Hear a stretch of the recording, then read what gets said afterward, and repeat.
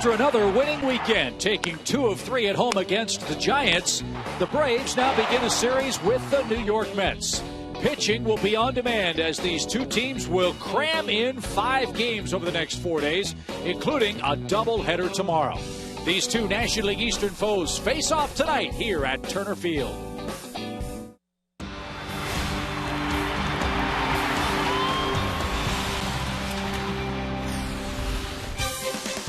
Rain, go away from Atlanta, Georgia. We hope to have baseball tonight here at Turner Field as we welcome the New York Mets to town tonight. If Mother Nature cooperates, will be game 1 of a 5-game series between these Eastern Division rivals. Hi again, friends. Joe Simpson, Tom Glavine, Chip Carey, back with you at the TED, where the Braves are coming off a very successful start to this homestand. They took 2 out of 3 against the San Francisco Giants. And Tommy, I know you like pitching. This series features an awful lot of good young talent taking the mound. Yeah, there's going to be a lot of pitching this week, a lot of different guys in different stages of their career. We're going to see some veterans. We're going to see some young guys that have kind of made a mark, and we're going to see some guys making their major league debut. So you got Dylan G and Tim Hudson tonight. Should be a good matchup. You got Harvey and Wood tomorrow, a couple of young guys. Harvey certainly has established himself as a premier young guy in the league. You got Wheeler making his debut tomorrow against Paul Maholm, and to be honest with you, I'm exhausted after that. So, Joe, why don't you take the last couple of games? Yeah, there's still 2 games to go after that doubleheader tomorrow. On Wednesday, it'll be Sean Markham, who, to say the least, is not enjoying his time in New York, going 0-8 against Chris Medlin, who has really pitched a lot better than his record indicates. We keep saying that, but he's been the tough luck guy with very little run support. Jonathan Neese, also a better pitcher than his record would indicate, against a guy who has been pitching lights out all year long for the Atlanta Braves, and that is Mike Minor, who got a no decision his last start. I think that sums it up pretty good right there, Chip. What a sad state of affairs, Joe. 300-game winners can't complete a graphic, much less a game anymore. Hopefully we will have baseball tonight. Bad weather all around the ballpark. It isn't raining at the moment, but we are going to start in a delay. We'll tell you what's coming up next right after this.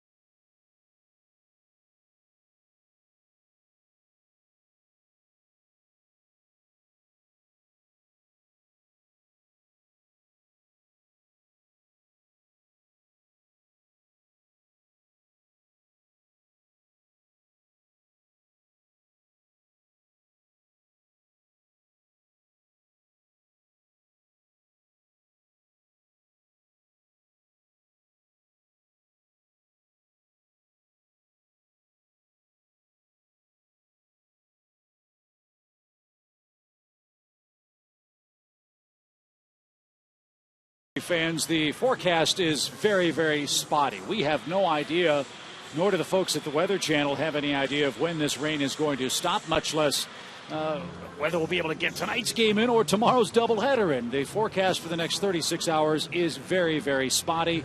And so obviously we're going to start tonight's broadcast in a rain delay. We hope to have the first game of this 5-game series. Remember, a day-night doubleheader to follow here tomorrow. But we can't get started until Mother Nature decides to cooperate. Right now, she's not. So after a break, we'll come back with the making of a Braves broadcast. That's coming up right after this.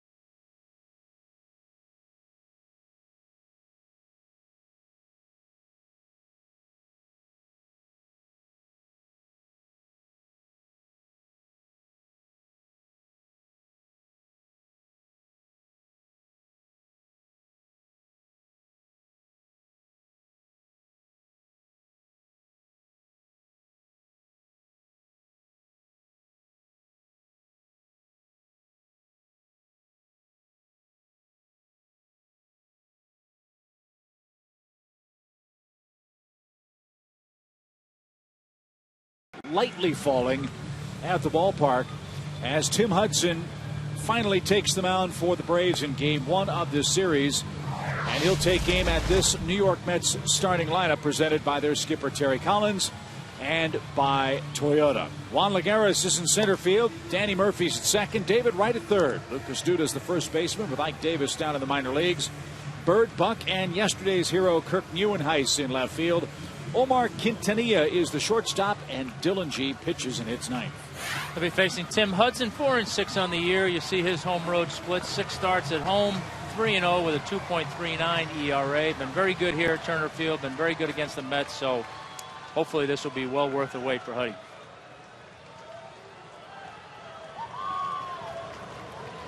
It has been a while for Hudson since he's joined the win column. This will be a great night to get it done.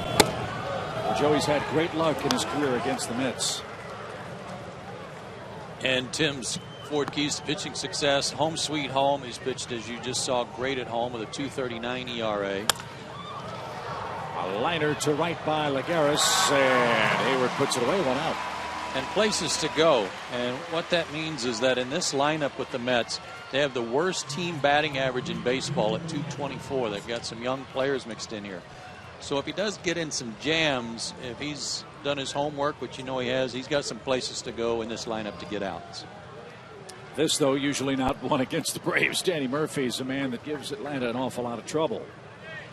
He's batting .281, 5 homers, and 31 driven in. Tommy, the game was supposed to start at 10:05. It didn't. Both Hudson and G warmed up. Here we are 45 minutes or so later. Any effects for either starter? No, I don't think so. They've been playing catch again, I'm sure, and they're ready to go. The official delay, 3 hours and 43 minutes, we are told.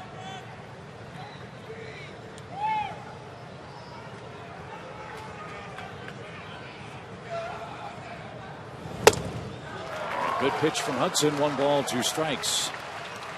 Joe, it's hard to believe, as good as Tim's stuff has been the last couple of times out, that he hasn't broken through with a win. Well, and just like against San Diego, 7+ innings of work, and he gave up 3 runs and got beat 3-2. Slow roller to second, and Murphy is out number 2. See how the Braves defense handles the soggy outfield tonight. Upton, and Hayward left to right. Johnson and Freeman on the infield corners. Ugla and Simmons up the middle, and Evan Gattis gets the start behind the plate. Here's David Wright. The Mets third baseman making a push to start the All-Star game, which will be hosted by the Mets at Citi Field next month. Fast report, David Wright trails the Kung Fu Panda Pablo Sandoval among third base vote getters. Well, he's been swinging the bat great. He's 3 hits shy of 1,500 for his career. Make it 2. As that one scoots into left field, Wright has a 2-out hit and a 6-game hitting streak. They have not played well lately. They've lost 10 of their last 13. They've played poor defense over that stretch too, making 11 errors as a team. The pitching has picked up a little bit. Dylan G pitching tonight has really had a turnaround in his season, but offensively it's been a rough go for them, even to the extent that they sent Ike Davis back to AAA. Here's Lucas Duda. He's starting at first base with Davis down at AAA. Duda's an outfielder by trade, but pressed into service at times at first base. Justin Turner's also played over there, but he may be disabled tomorrow for New York. So Terry Collins really has had to shift players all over the place to put a starting 8 out there behind his pitcher. Duda's a classic left-handed hitter. Loves the ball down, and especially down and in. That breaking ball was trying to go down and in, and he just ripped it. If he follows that up with that comeback fastball.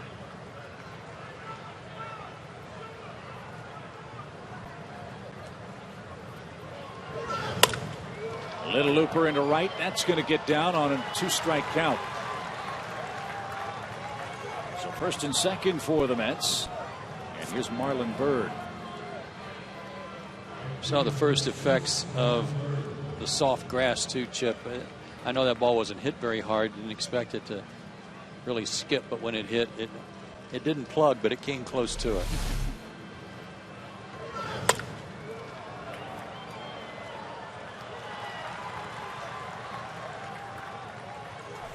So some 2-out trouble for Hudson in the first inning. Marlon Byrd, the batter.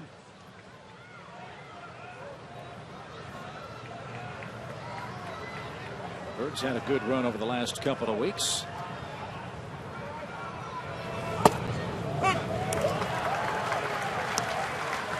He's behind quickly, 0-1. In that loss at San Diego, Tim gave up single runs in the first, in the second, in the third, and then set down 13 in a row right after that. The Braves got two of them back, but not enough to catch up. Was that the game, Joe, where the ball landed right on the left field line? Yes. And then all of a sudden, Tim just, we'd said at the time, pitched a little angry. Yeah, a double by Hundley after he'd walked the leadoff batter that inning. Yeah, I saw the tail end of that game, the last 3 or 4 innings. He was throwing the ball well, but like you say, you kind of get in those ruts where when things aren't going well, then you throw a game like that and you can't get any runs, and just adds insult to injury.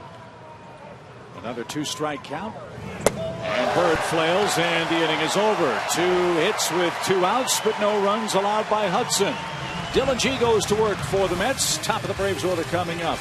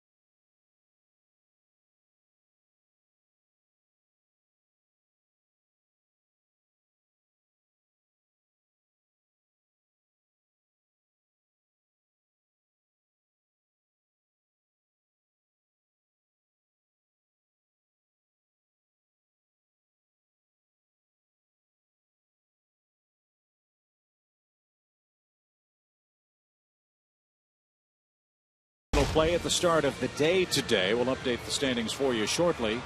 As you see the Toyota starting lineup, Simmons, Hayward, and Justin Upton. Freeman, Gaddis, B.J. Upton in the middle of the attack. Ugla, Johnson, and Tim Hudson batting ninth. Facing Dylan G, 5-6 on the year, but he's turned things around here lately. Last 3 starts, 3-0, 1.29 ERA, so he's been throwing the ball well. And the Mets, with all these games backed up here, they're going to need a big effort out of him tonight. And his 4 keys to success on the heels of that turnaround, the fact that he has struck out as many in the last 3 starts as he did in his previous 6. And Andrelton Simmons, an issue. Leadoff hitters in the lineup have given him more trouble than any other spot in the lineup. They're hitting an amazing .424 against Dylan G. That's a weird stat.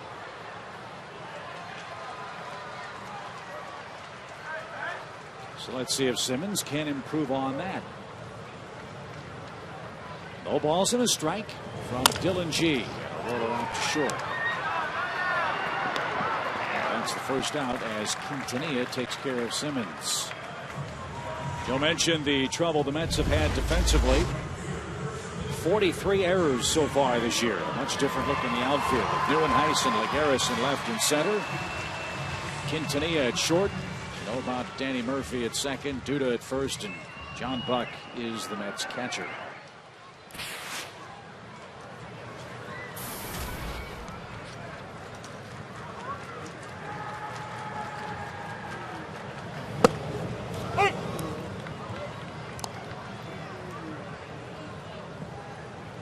Dylan G's an accomplished major league pitcher who gives the Braves fits. A couple of years ago, Joe, you said it best. When you face this guy, it's not Dylan G, but Gee Whiz. Yeah, he's been very tough on Atlanta. Last season, a bit of an exception. That was a great sequence there, including the backdoor breaking ball and then the sinker. It looked like he took some off like a changeup. But last season he was 6-7. He only made 17 starts. He had to have surgery to clear a blood clot in his shoulder that waylaid him. So his last 5 starts against Atlanta, not as good as they were early in his career. But he gets the first 2 outs in the Atlanta first inning, and Justin Upton greets him with the bases clear. That's the only thing clear on this rainy night, as the rain continues to fall in the first.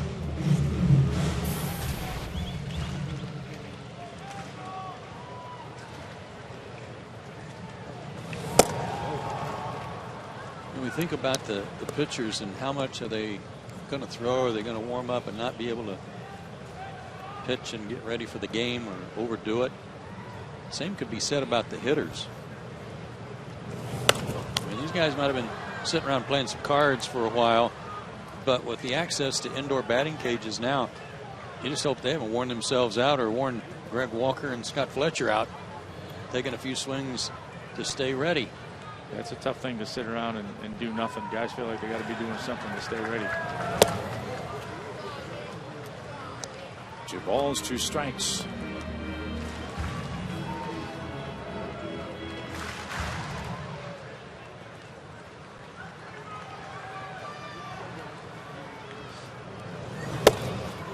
And a late swing by Upton retires him and the Braves in a 1-2-3 bottom of the first.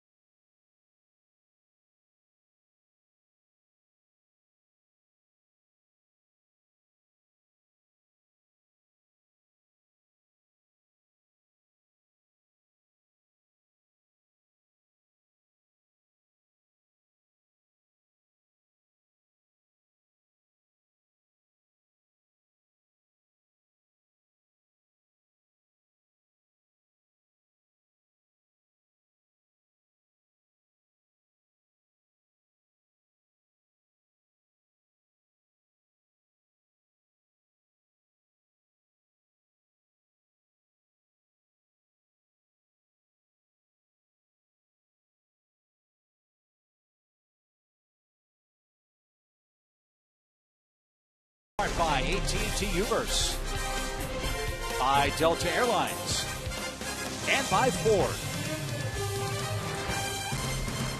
Scoreless game, second inning. If you're just joining us, it's been a long night at the ballpark. 3-hour and 43-minute rain delay before Tim Hudson's first pitch was thrown tonight. But he's looked sharp early, and he gets ahead of John Buck, the Mets catcher. I'm really impressed with how many loyal Braves fans have stuck it out tonight. That's a good crowd still here.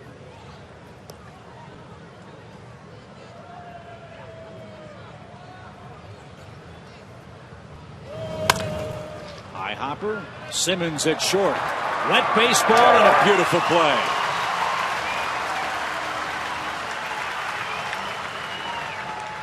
Is it just me, or does the ball look like a super ball when it takes that first hop tonight?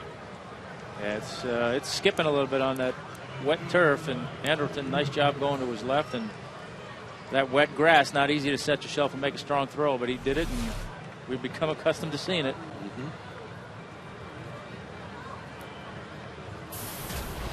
Well, the Mets could get used to seeing what this guy did yesterday, huh? Kirk Neuenhuis, a hero against the Cubs, and he lays down a bunt foul. And Neuenhuis down strike one.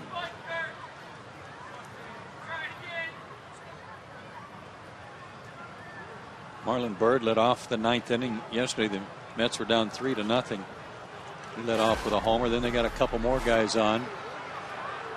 And off Carlos Marmol, Kirk Neuenhuis went out of the yard at Citi Field for the game winner. 3-run homer. The crowd in Atlanta letting him hear it tonight as he looked like he was walking back to the batter's box with wooden shoes on. He was moving very slowly before he picked up the bat. It's slippery out there. Wooden shoes. That's a beauty. Just try to slide him into the radar this late at night.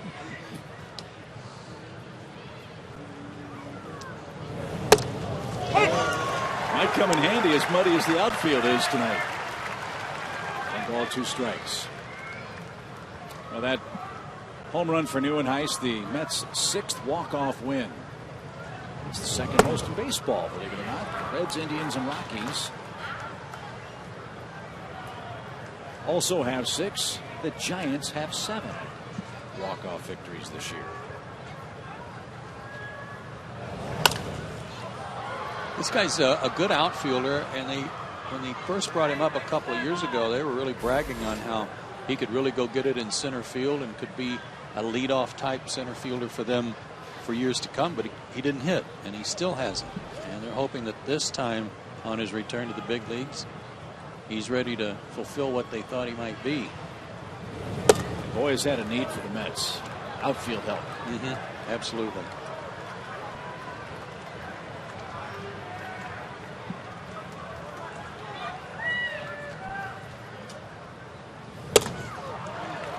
That's outside. Hudson walks Neuenhuis with 1 out. And he's aboard in front of Quintanilla, the shortstop.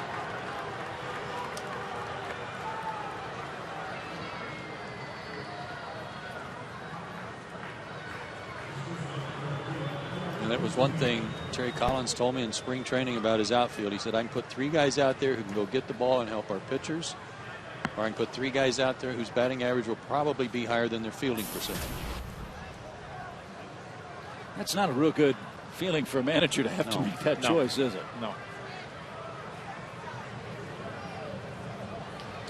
So this is Omar Quintanilla, a non-roster player for the Mets.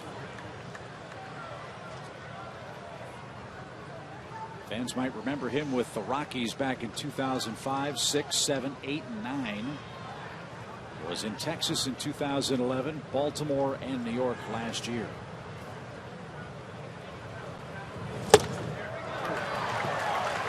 Swinging strike.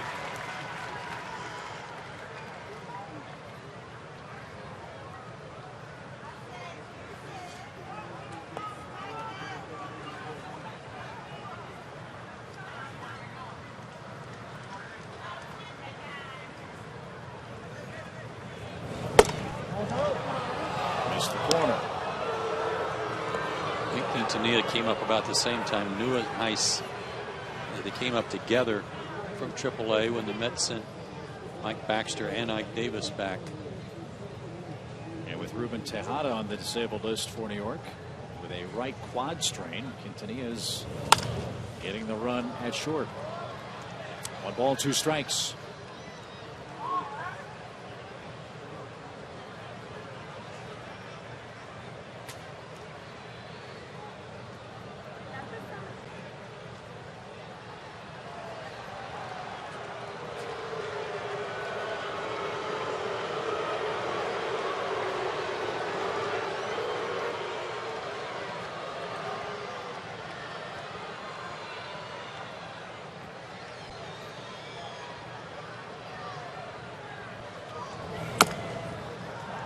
Bouncer over the Braves dugout foul. It's still 1 ball, 2 strikes.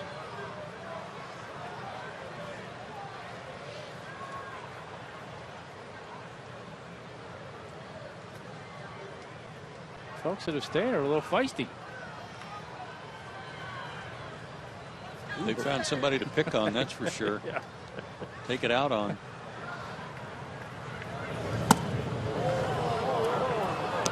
That just missed. 2 balls, 2 strikes. Phillies beat Washington tonight. That's a 5-4 final.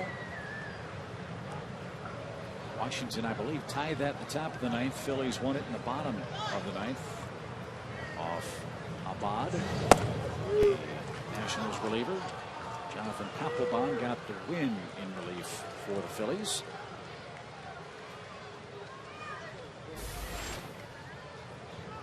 So if the Braves win tonight, they'll gain ground on somebody directly behind them in the division race. Atlanta's 6.5 up at the start of tonight's play.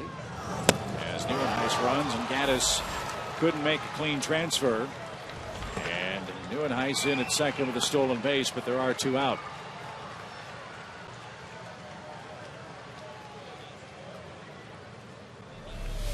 First stolen base for Neuenhuis. Good pitch. Looked like a split for the strikeout. Yeah, I think so. Had a lot of downward bite on that.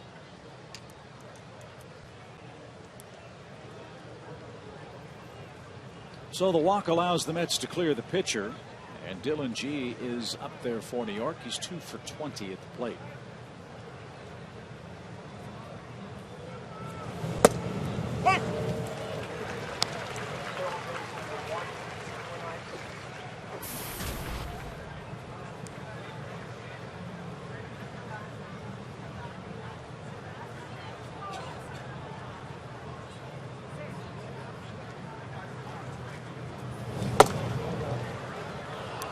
That's outside, even count. Tim thought he had a strike there.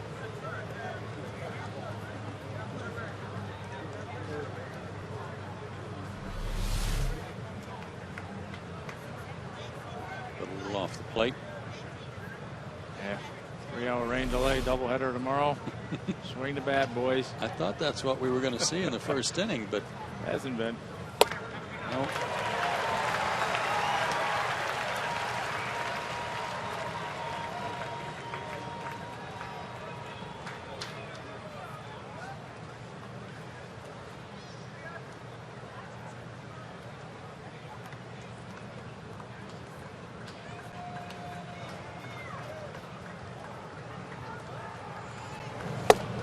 Hudson has his 3rd strikeout. Neuenhuis left stranded at second base. New York has left 3 through 2 innings, and Freddie Freeman leads off the second for Atlanta.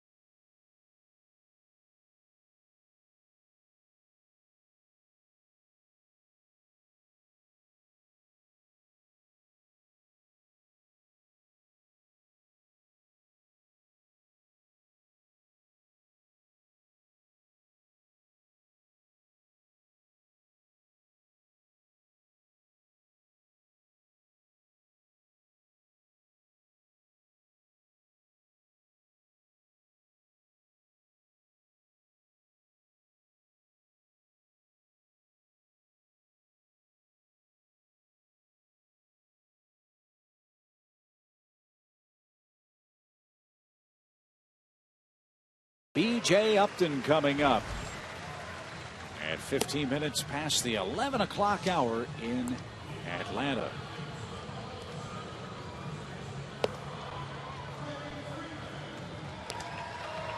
Everybody seemed to come prepared.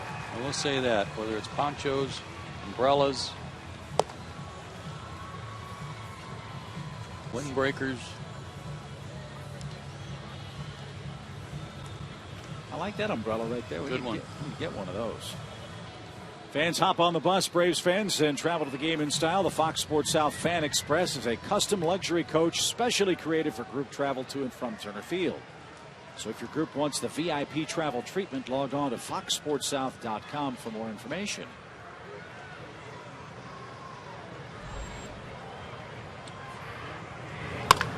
Freddie Freeman continues his torrid hitting. A rifle shot off the fence in right field, and he'll slide in with a leadoff double.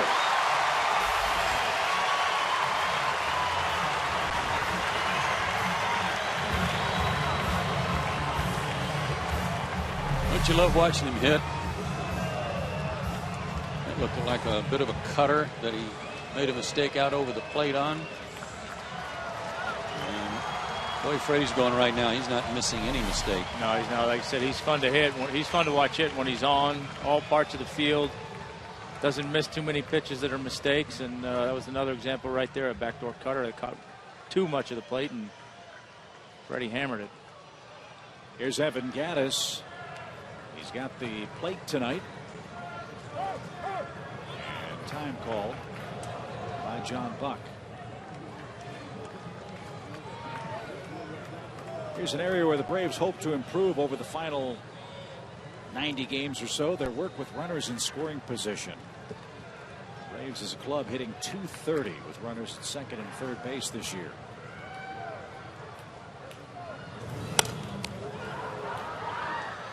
Evan Gaddis at the plate, subject of our Academy Sports and Outdoor Leaderboard among Major League rookies, not just National League, but first in homers, RBIs, extra base hits, go-ahead RBIs. But he is 10th in at-bats, so he's doing this with a lot fewer at-bats than virtually all the other competitive rookies.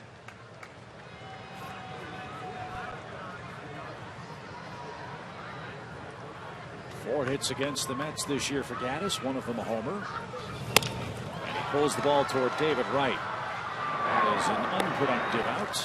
And Freeman still at second. One away for B.J. Upton. His bat's coming to life, and for more on that, let's check in with Tom Hart. Hello, Tom. Hey, Chip, how you doing? Dry down here for the first time, and BJ's swing is certainly on the uptick. Couple of home runs Saturday, drove in the go-ahead run yesterday. Check out the Ram truck power stats for BJ Upton, and now his home run totals in the month of June match all of those in April and May. RBI is the same, but Freddie Gonzalez has pushed him up in the order, not so much for his bat, because of his legs. 2 stolen bases in the last 3 games. Thank you, Tom, and that's been a part of the Braves offense that we haven't seen an awful lot of. There is some speed in this lineup. As Upton swings the first pitch, pops it into shallow right. Murphy goes out. Bird is under and makes the catch. And that's the second out of the inning. Well, a lot of that part of their game, Chip, is dependent on base percentage. Got to be on base to steal bases, and that's been hard to come by. So let's see if Ugla can provide a 2-out hit.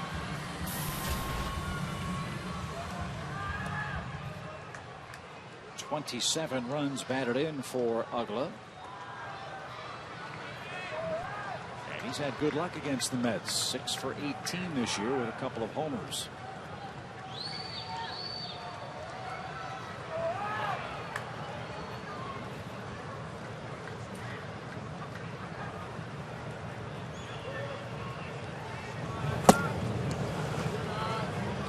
G during this stretch, he's been on. Beat the Cardinals his last time out and went 6 2/3. Only gave up 1 run. Struck out 7. He's gone 3 straight starts with at least 7 strikeouts. And 1 12 strikeout effort mixed in there against the Yankees.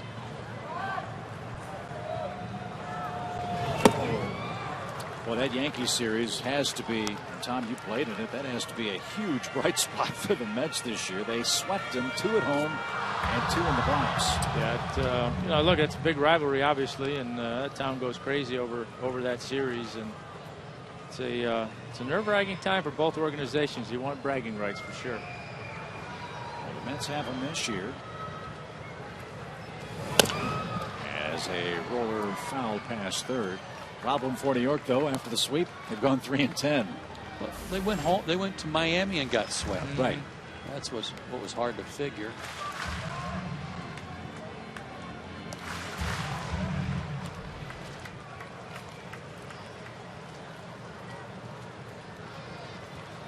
So Dan behind in the count. 1 ball, 2 strikes.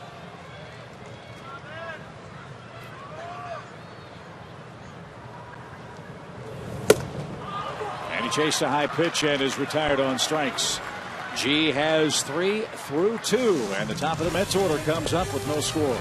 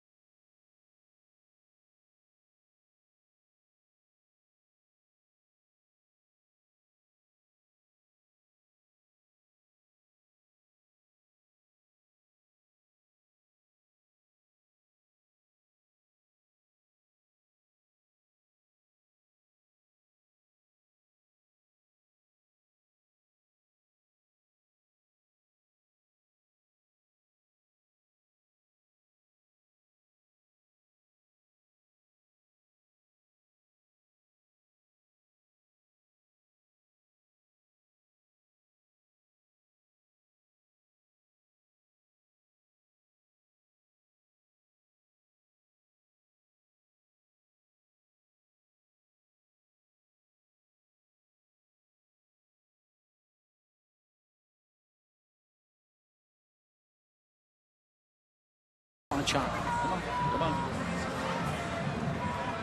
Bell will settle for the win. As we move along to inning number 3, still no score. Juan Lagares leads it off. He lined out to right. And takes low outside. 1 ball, no strikes. Tim hasn't labored.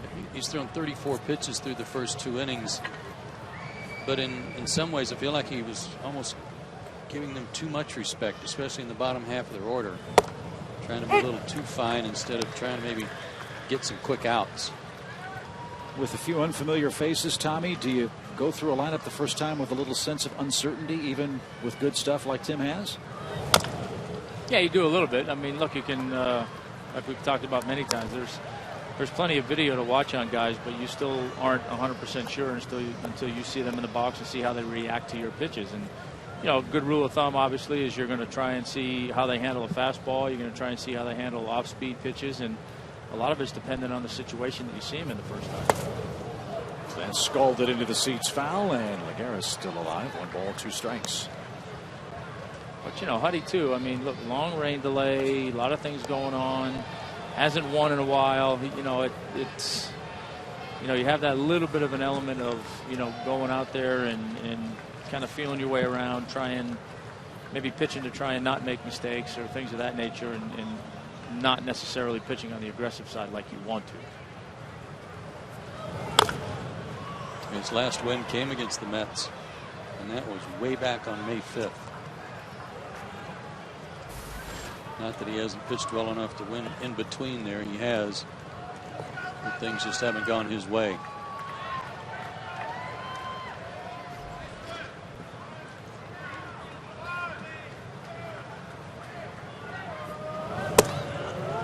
It's the corner. It's 2-2.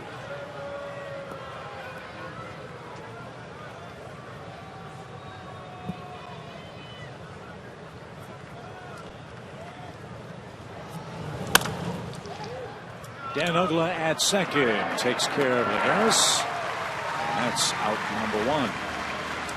All season long, Braves baseball on Sports South is presented by Academy Sports and Outdoors. The right stuff, the low price, every day. Joe Simpson, Tom Glavine, Tom Hart, Chip Carey with you. Thanks for staying up late with us tonight. And thanks to our great fans at Turner Field for sticking through 3 hours and 43 minutes of rain before first pitch. And thanks to Ed Mangan and his ground crew for their yeoman work today.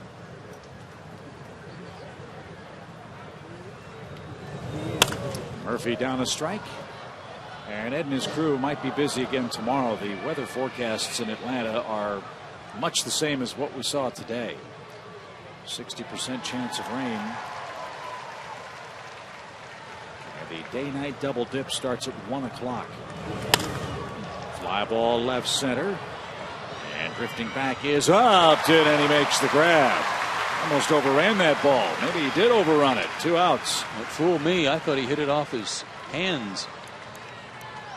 Got jammed a little bit, but it sure jumped. Well, 60% chance of rain tomorrow, as our pal Dave Poole says. That means there's a 40% chance it won't. And the ground crew, I guarantee you, is rooting hard for that 40%. Replay showed that he didn't get jammed. He got that on the barrel. 2 outs for David Wright.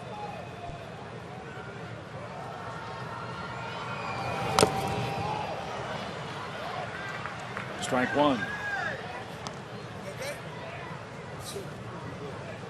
I hope when David Wright comes up, Evan Gaddis is going, pick me. You're going to pick me, right? Home run derby, you're going to pick me, aren't you? Yeah. I'm your guy. With all the rain, I didn't see any signs for David Wright. For Evan Gaddis in the home run derby. And Ugla in shallow right takes care of the Mets third baseman, Tim Hudson. A 1-2-3 inning. He's due up second as we look for our first run tonight.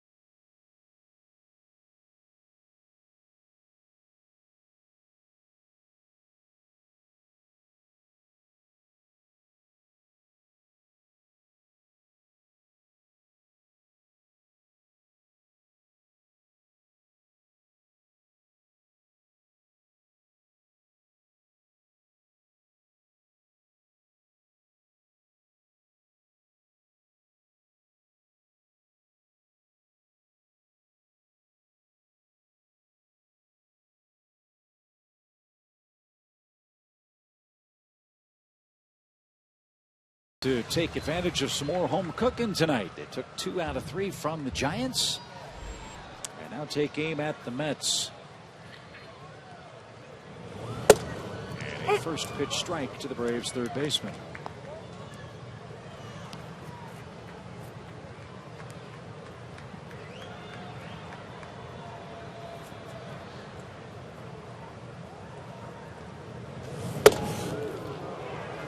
He buzzed the tower and missed. 1 ball, 1 strike.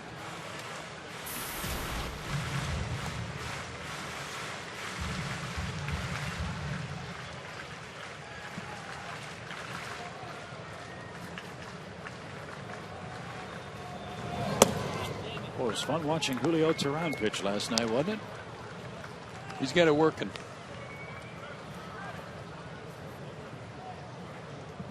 was talking to some scouts tonight for a couple of other teams who watched him pitch last night, said the same thing.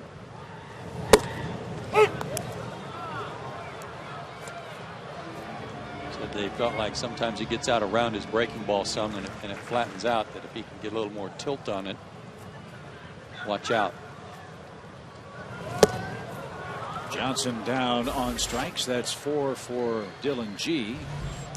And 1 away in our 3rd inning. Mentioned the home cooking. That's the subject of our Home Depot tools from the dugout tonight.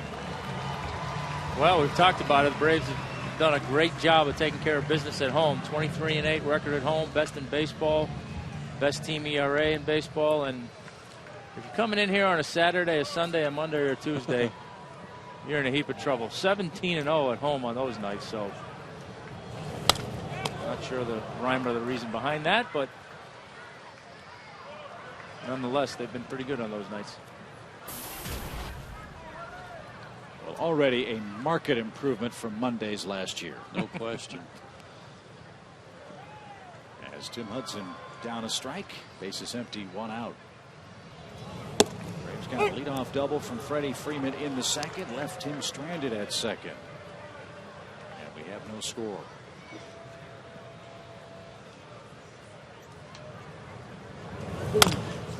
Little tapper. Quintanilla. Bare hand play, and he made it. When Duda caught that ball at first, I wonder if I saw some water vapor come out of his glove. Something came out of the webbing as he made the stretch. Zaxby's indescribably good play right here, the barehanded play by Quintanilla, but also some help from Duda in that he was coming off the bag to take the ball out in front. See if we see what Chip saw. You know what it was? I think it was some of the chalk from Tim Spikes flying up at contact.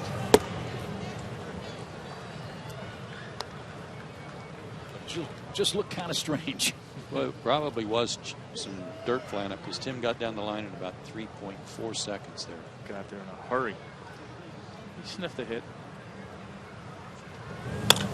Anderson Simmons hits a high fly ball to left.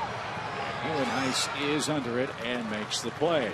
3 up, 3 down for the Braves. Dylan G is set down 6 straight.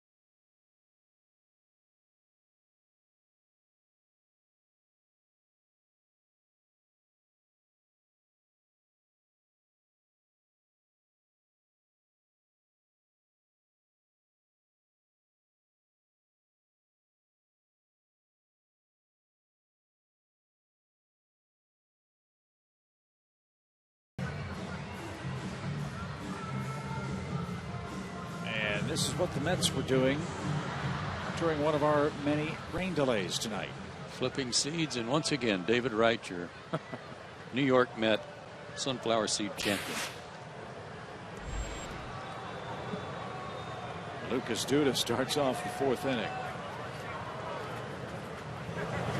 That is always one of the most asked questions by fans when we run into them on the road or even here at Turner Field. What do you guys do during a 2-hour, 3-hour rain delay down there. Lots of cards, lots of eating. Probably a nap or two. But guys are doing some work. They're trying to stay loose. They're trying to stay ready.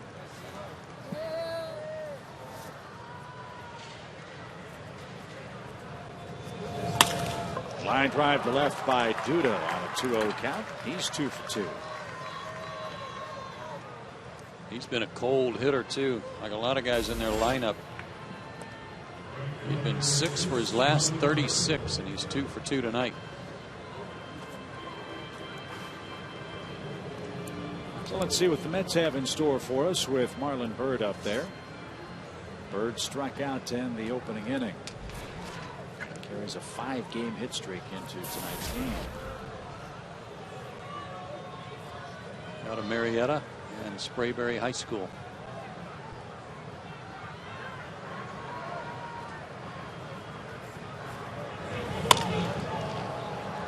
That's out of play to the right. Strike one to Marlon Byrd. Bird's another guy getting a chance to really resurrect his baseball career with the Mets because of need in their outfield.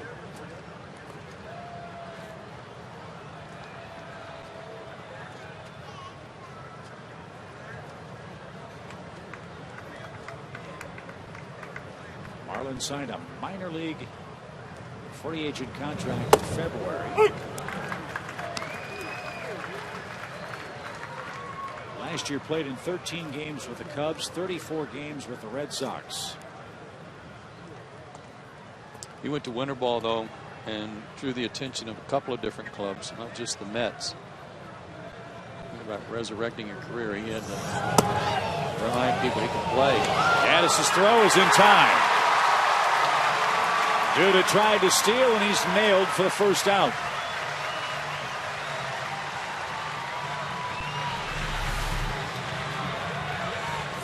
Good jump, heavy track, and a good throw by Gaddis. Got him.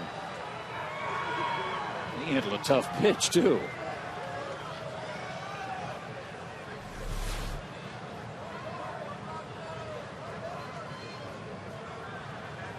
So Marlon Byrd, a 1-2 count. And Hudson gets him for out number 2. And Duda was, or excuse me, Gaddis just about to head back to the dugout. Hey, the Braves want to celebrate all of the states that make up Braves country, and Saturday, June 29th, is Alabama Day. Alabama residents can take advantage of up to 33% off tickets to see the Braves play the Diamondbacks. For more details, stop by Braves.com/Alabama today. I wonder if there'll be anybody here from Greenbow, Alabama. We can only hope. As John Buck is the Mets batter. Strike one to him.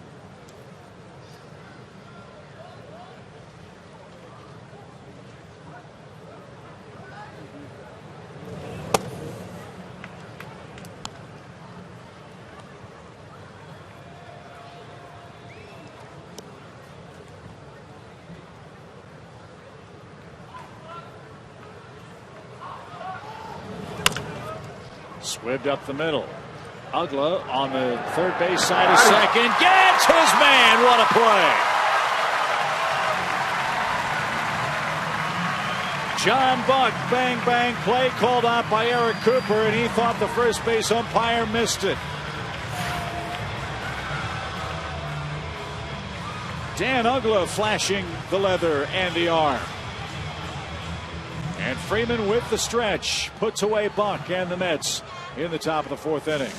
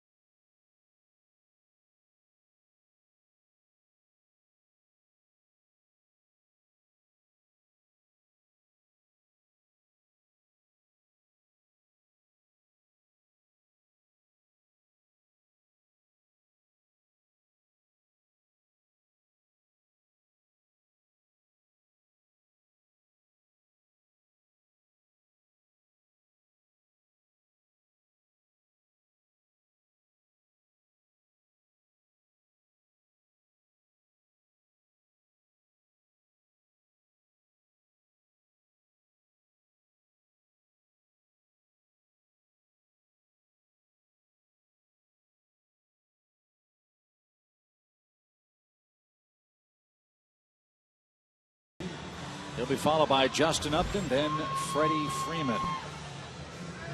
Hayward struck out in his first at bat.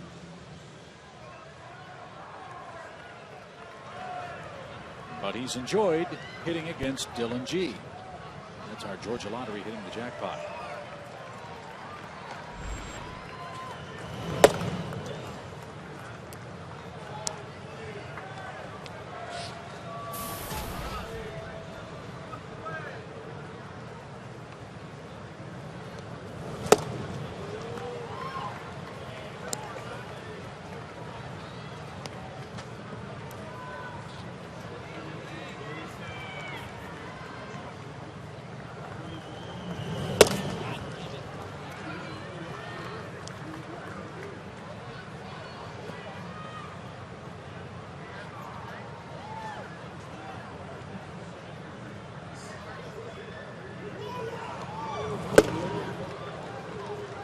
Two balls, two strikes.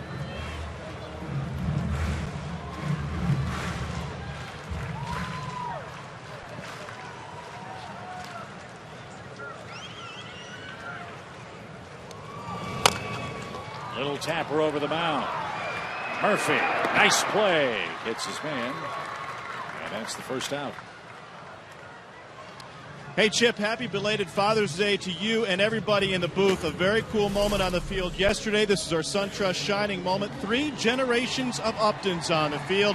Father Manny, BJ, and Justin. And that is 3-year-old Riley who helped throw out the first pitch. And then, well, BJ did a number with the bat, and Justin had a fine catch in left field as well. I asked BJ today what Riley thought of throwing out the first pitch before the Braves game. He said, I'm not sure he had any idea what was going on. Kind of like us. You said that again, or you can say that again. About 30 more minutes, we won't have a clue. You bet. It'll pop out to second. And Upton's retired, 2 outs. I'll say this so far earlier in this game, for all the talk about how the rain delay was going to affect guys, it hasn't affected the defense out there. There's been some darn good plays so far in this game. Pitchers are sharp, too. Lots of first pitch strikes, efficient innings, and less than an hour played. We're almost through 4 innings.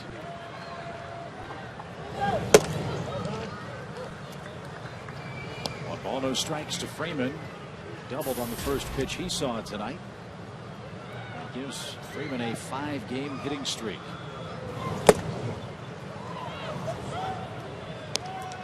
I don't know what it is. This guy, he's throwing 90, 91, but man, it seems like he's throwing 96, 97. I keep looking up there too, Tom, because I don't know if it's the leather popping on the glove or just the way it's coming out of his hand. It looks harder to me too.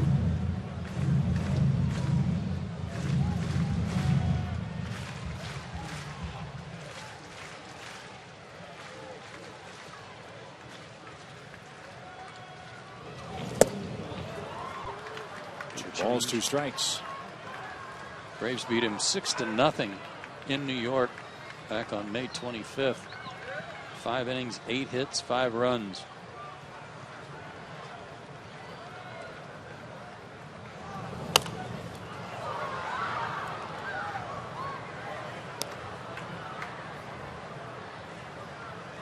Out of Cleburne, Texas, 6'1", 205.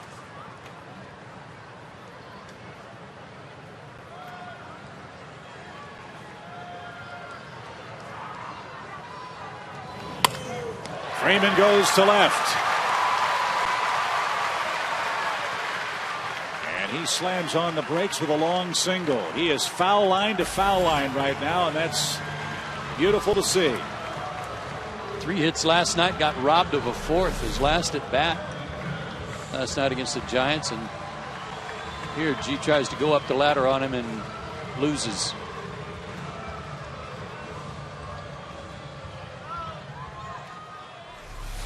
Locked in. So 2 more hits for Freeman. That brings Evan Gaddis to the plate. He bounced out to David Wright in the second.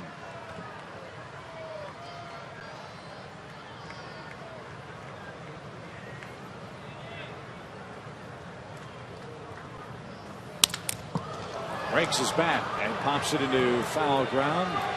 And right is there, and that'll retire the side. No runs, a hit, a man left. We head to the 5th. Still no score.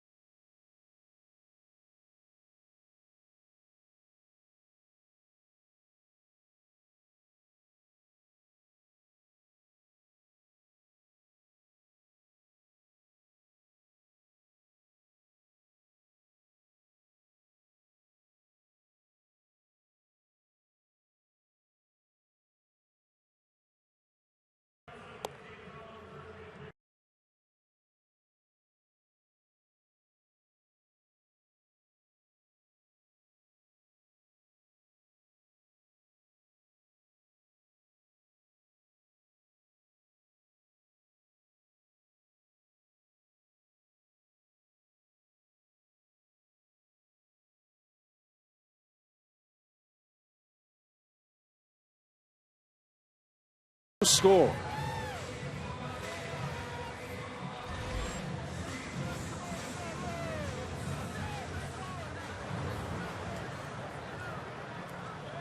Here's Kirk Neuenhuis. He walked, stole second, and was left at second in the second. That makes sense. I'm not sure it does as we approach midnight. Strike one.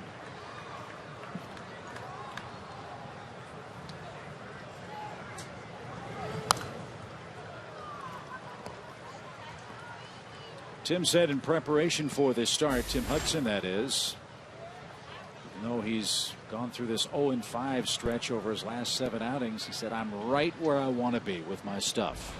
And tons of strikes so far. 57 pitches, only 16 balls for Hudson.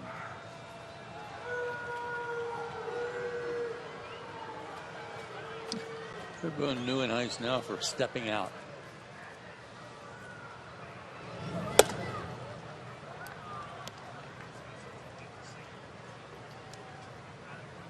One ball, 2 strikes.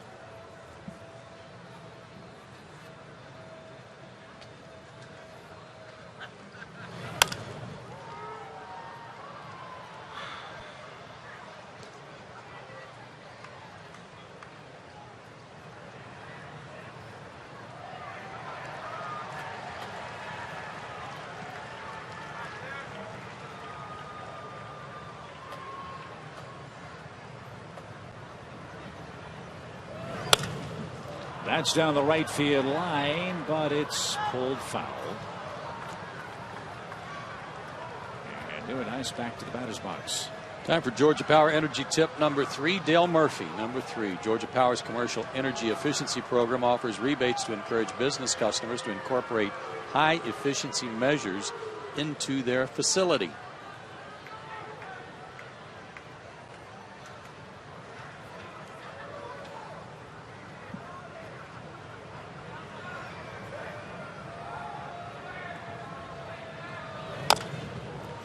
Rolled to the right side. That'll stay fair at the bag, and an easy play for Freeman. 1 out, and the 8th place hitter, Quintanilla, coming up. He struck out and is 0 for his last 18. Joe mentioned the offensive woes the Mets are enduring this year, hitting .224 as a team. They're averaging less than 4 runs a game. And the Mets run differential -55. They've been outscored by 55 runs so far. In fact, in the East, the Braves are the only team with a positive run differential. That has outscored its opponents by 60 runs.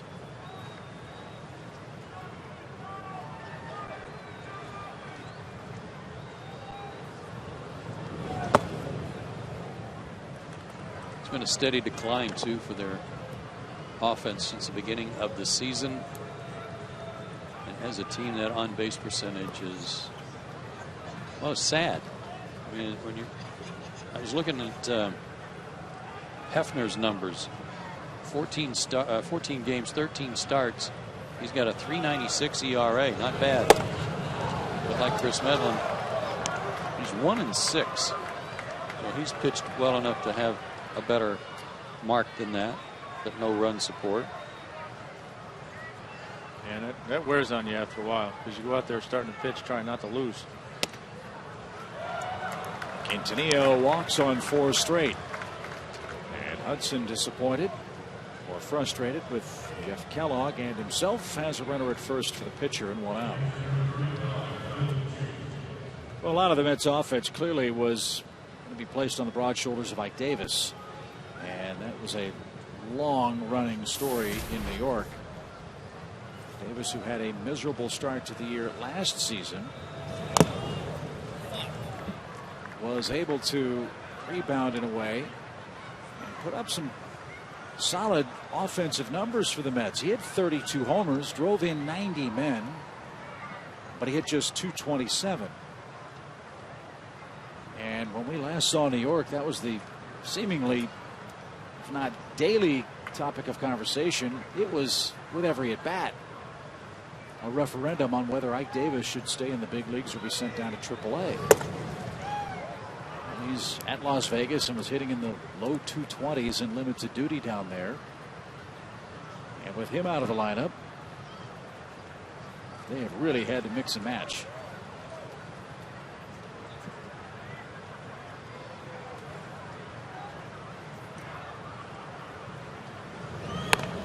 There's the bunt. Hudson will flip to Dan Uggla at the bag. Quintanilla to second on the sacrifice. The third for Dylan G. 2 outs. That prompts me to that story I read about Ian Stewart with the Cubs, who had been sent to AAA. He was hitting less than 200, and he was in AAA and complaining about the organization and how the Cubs were treating him. His agent wanted him to be released, and he was hitting, I think, 130 in AAA. Somebody said, well, why don't you quit? And he goes, hey, they're paying me $2 million. No, I'm not quitting. Yeah.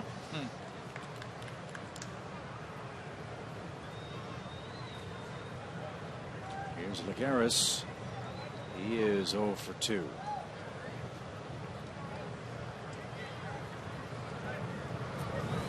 Sandy Alderson is the general manager of the Mets, and last week they had a fan forum, and Mets fans, like anybody else, wants to see their team spend in free agency, acquire good players, develop good players.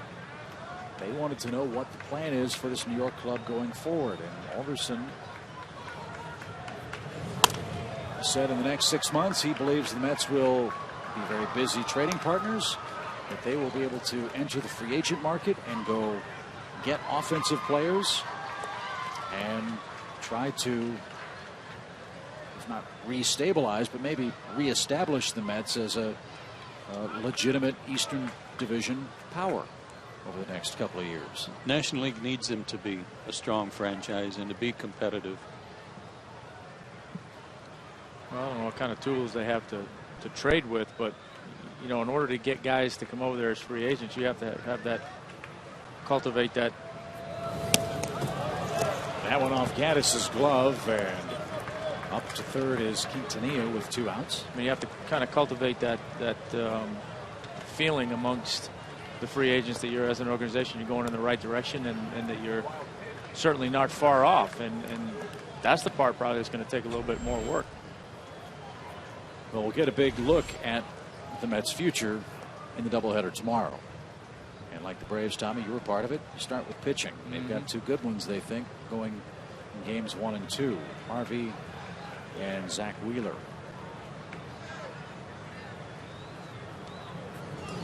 Swing and a miss by Lagares. Hudson takes care of the Mets leadoff man.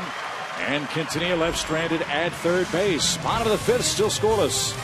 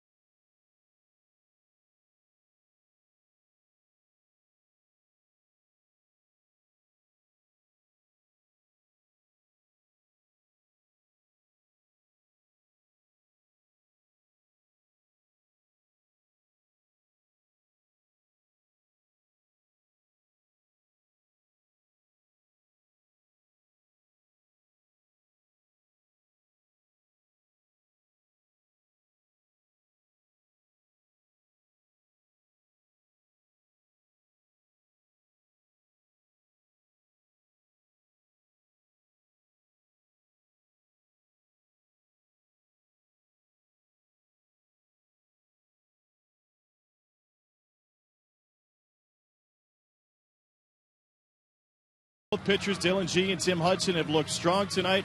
Huddy scattered 3 hits, walked 2, and struck out 5. And for a game that had a 3-hour and 43-minute rain delay, a few other things have transpired since we were supposed to start. How about Game 3 of Stanley Cup Final? Started and ended. Bruins now lead that 2-1. Gwinnett had a comeback. That fell short at Buffalo. They've lost. Mississippi State, Paul Maholm's squad, won an elimination game, or sent Indiana to the elimination bracket, the College World Series in Omaha. And we got over an inch of rain here in Atlanta. There's one more stat I was just handed. I understand that Peyton Glavin took down 3 hot dogs and 2 ice cream sundaes during the rain delay. I think him and his buddies had about a gallon's worth of ice cream in the press box. That'll be a fun ride home. Yeah, it's something to keep him awake. And we need to. So we wish you a good morning from Atlanta. This is game 1 of our 3 we'll have for you today on Fox Sports South.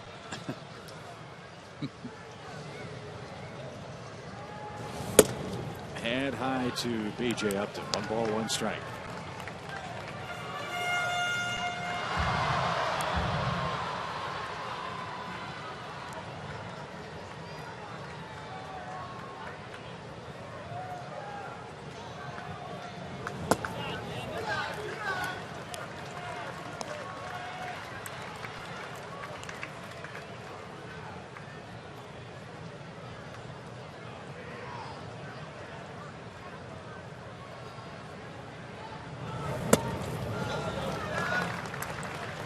I don't know if Dylan Jeet is just more healthy healthier than he was when we saw him in early May.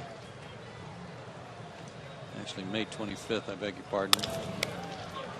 Quintanilla at short gets a friendly bounce. 1 out. But he just seems to be throwing with more conviction. I mean, like Tom and I were saying, it looks like he's throwing harder than the radar gun's saying. But all of his pitches really seem to have a real strong purpose. His breaking ball's sharp, locating it well. It seems to be pitching with much more of a purpose. You know, like I said, I think there's that. You fall into that trap sometimes when your team's struggling, going out there and trying to pitch to not lose. And right now and lately, he's going out there trying to win, and he has been. You mentioned the blood clot in the shoulder. I would imagine that's obviously a very scary situation, but do shoulders take a little time to regain confidence in, Tommy, even though it was midway through last year for that operation? Well, something, you know, I mean, look, there's always an adjustment period when you're coming back from an injury and surgery, and Shoulders don't come back with the same vengeance that elbows do these days. So, there's a little bit of a feeling out process. You're trying to figure out what hurts, what doesn't hurt anymore. Maybe sometimes the pitch that you threw before, now all of a sudden you're thinking, hey, that doesn't hurt anymore. I can throw that a little bit better or a little bit more. So, yeah, you go through all that, but like I said, he's figured something out here. And he is pounding the strike zone early. And he needs to. It's an interesting stat in their notes. When he throws a first pitch ball, hitters are hitting 383 off him. When he throws a first pitch strike, it's 221. So that would be in his best interest to get strike one as often as he can, and he has been tonight. 12 out of 17 first pitch strikes. Yeah, we had a stat like that on Julio Teheran in his near no-hit game. So G looking awfully sharp, as is Tim Hudson. Bases empty for Chris Johnson. 2 outs. 5th inning, no score. And popped out of play. It's now 1-2.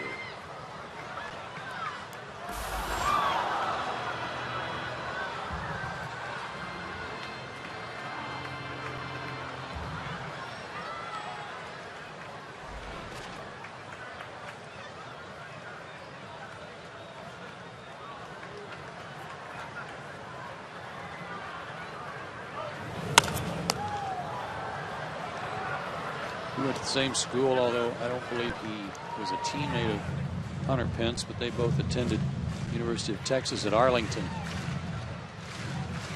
G was a 21st round draft pick in 2007.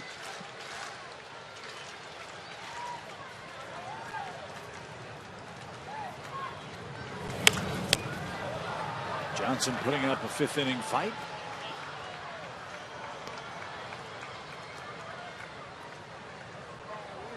And we'll do it again. 1 ball, 2 strikes.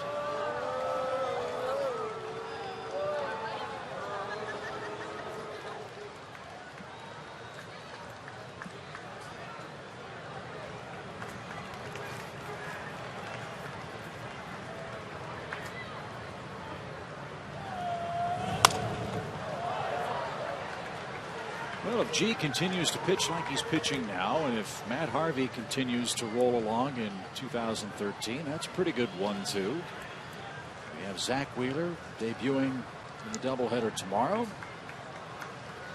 Then Jonathan Neese. He's another guy that's given the Braves trouble in the past. He'll pitch on Thursday. As Johnson spanks this one to deep center field. And a terrific running catch by Lagares on the warning track. And that retires the Braves in order. 1, 2, 3 in the 5th. Good pitching by Hudson and Dylan G as we head to the 6th inning, and still no score.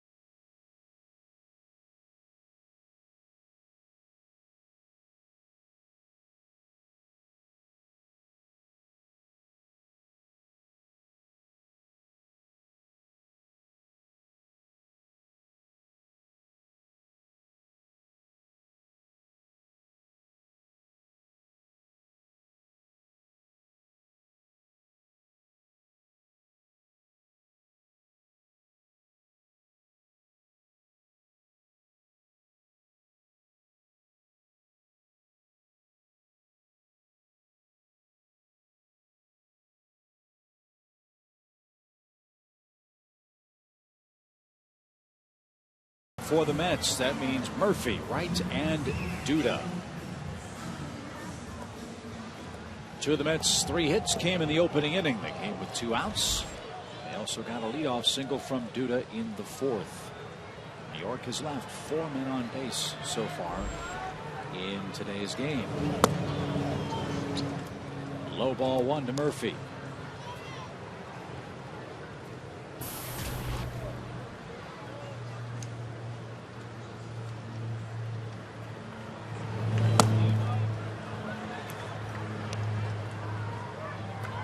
Murphy's hit safely in 7 of his last 9 games, but has only 10 hits in that stretch.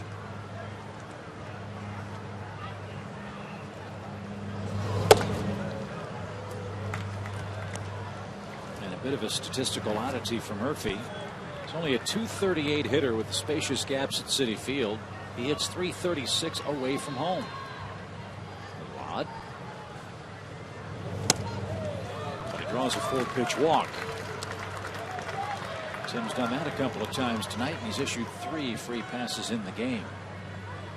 So David Wright stands in, and the Mets third baseman is the subject of our AT&T Uverse trivia question. He's one of 3 current National Leaguers with 200+ homers and 150+ stolen bases. Can you name the other 2 with those numbers?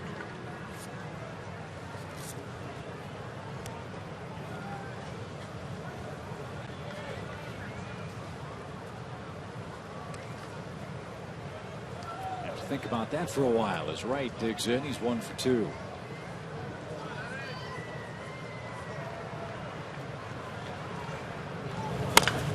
Bouncing ball to Johnson. Chris has it. Fires to Uggla for 1. Low throw off target.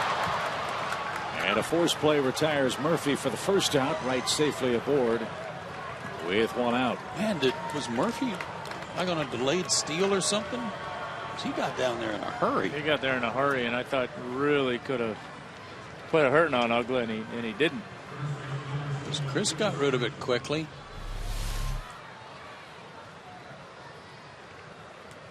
He had a shorter path to take with those hop steps.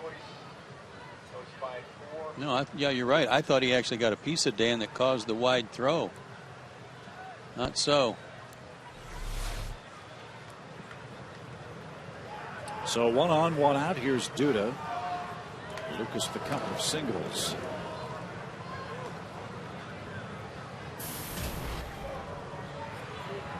Got to keep an eye on David Wright.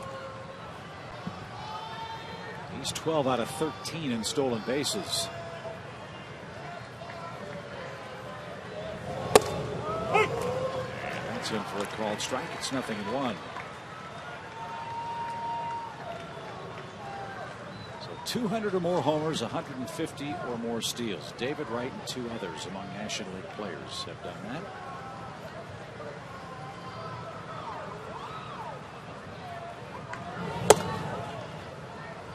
Carlos Beltran comes to mind. That's a good call. Just wrote him down. How about Phillips? Think he's got that many homers? Might. Jimmy Rollins? I don't know if he has 200 either, but playing in that ballpark, you figure he's got a shot.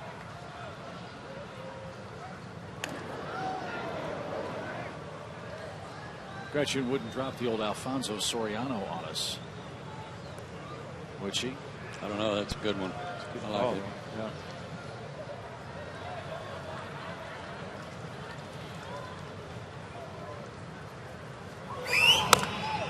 That's pulled foul and out of play by Duda. 1 ball, 2 strikes.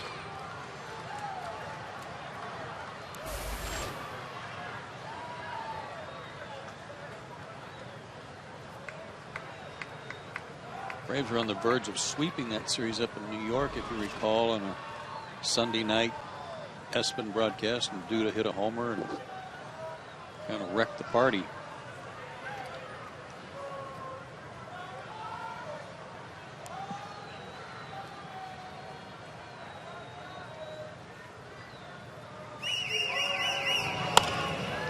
As you look at Duda's face on the high definition scoreboard in center, take away that Mets cap, he looks like he and Brian McCann are separated at birth.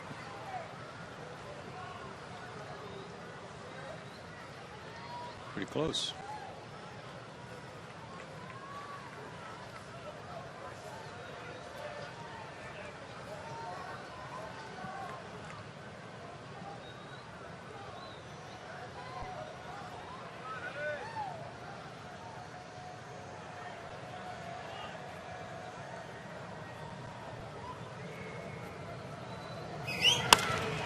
Up the middle, and Duda has a 3-hit game. Wright stops at second, 2 on, 1 out. Again, he was very cold, 6 for 36. Had decent numbers against Tim, a little better than 250 in his career with a homer. But Tim's strengths are his strengths too. So Tim trying to keep the ball down and get a ground ball. Duda's a good low ball hitter. It's his third 3-hit game of the year. The last time he did it was May 26th against the Braves. So trouble afoot for Hudson with Marlon Byrd up there. Byrd has struck out swinging twice.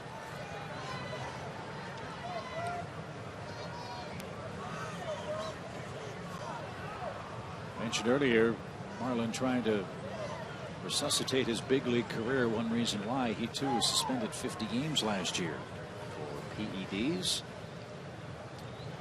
As Joe mentioned, went down to winter ball, and here he is with the Mets. I did not know that about the suspension.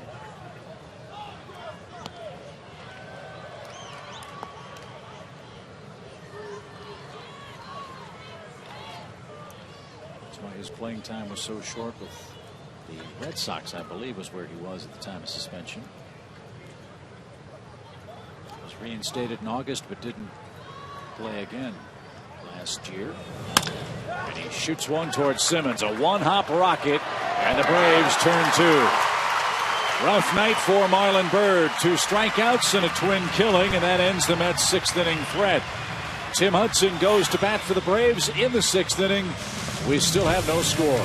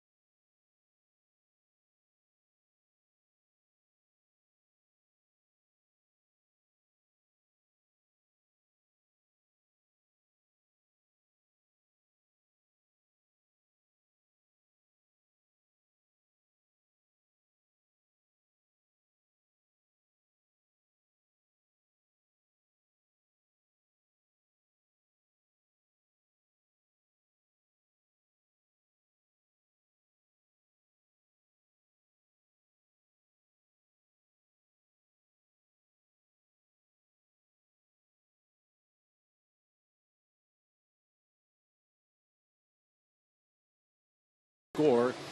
And the rescheduled day-night doubleheader begins tomorrow at 12:30 with Braves Live. And here are your starters. That's big story for Atlanta. Alex Wood makes his first major league start for Atlanta. Yeah, big opportunity for him. He's done a nice job out of the bullpen so far, but big opportunity for him to start a ball game. And Matt Harvey starting for the Mets as well. So a couple of good young arms that should be fun to watch. And then Zach Wheeler and Paul Maholm in the nightcap. Zach Wheeler from Cartersville makes his major league debut.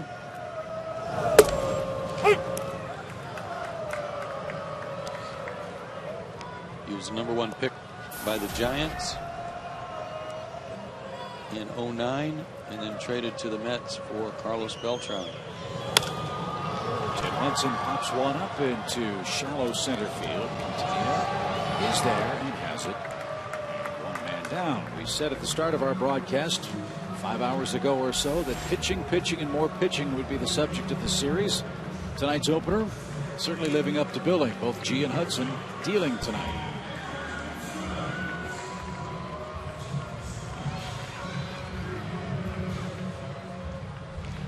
And one out for Simmons. The Braves shortstop 0 for 2.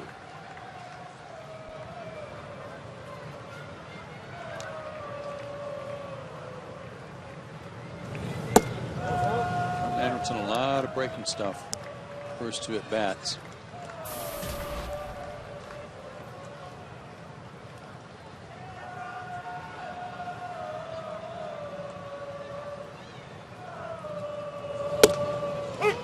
High strike there evens the count, 1-1.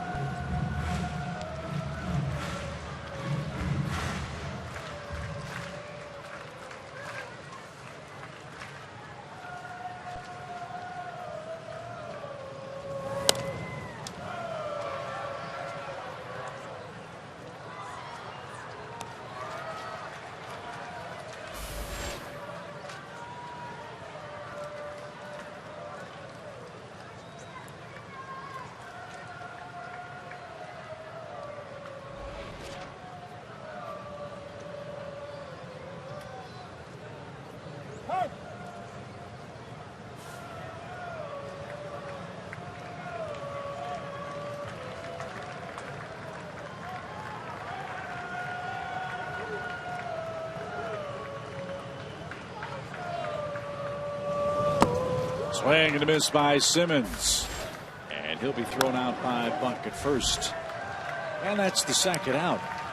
Friends, the Braves Summer Concert Series presented by Coca-Cola and Delta continues Saturday, July 13th with a free post-game concert from the legendary Steve Miller Band. And you can get a field pass for the show for just $25. Visit Braves.com/concerts for details and tickets right now.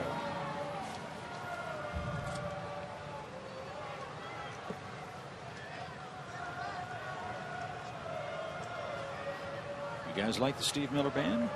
Always have. Good songs.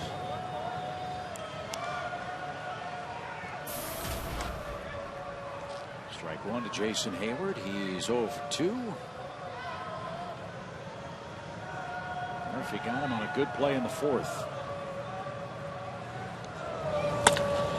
Line drive into right.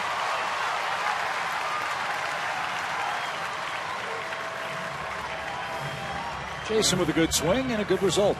About Zach Wheeler, I said Cartersville. A correction. East Paulding High School is where he was drafted out of, #1 by the Giants.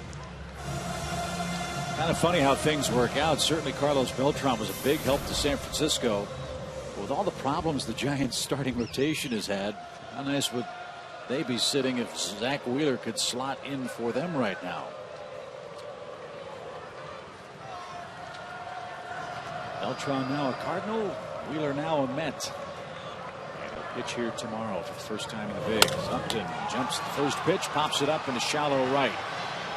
Murphy is under it and makes the stab and the catch. Marlon Byrd nowhere to be found in that play. And Upton and the Braves are out of luck in the 6th.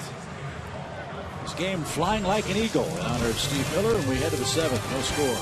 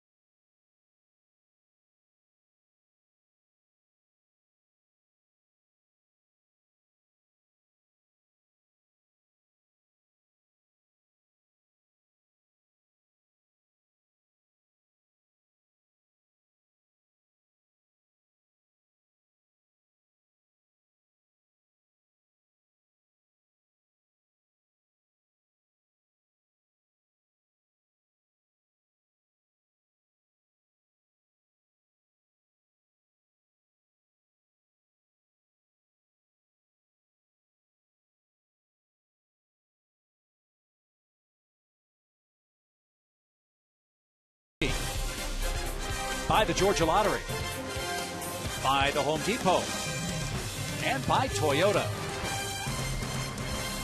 We're still looking for our first run tonight as we head to the 7th inning. And Tim Hudson has the bottom part of the Mets lineup. John Buck takes an inside corner strike. More crisp work from Hudson. He has scattered 4 hits tonight. He's walked 3, but has struck out 5. Broken bat. Knocked down by Douglas. Simmons was there with a bare hand, but couldn't pick it up. And Buck's aboard to start the inning.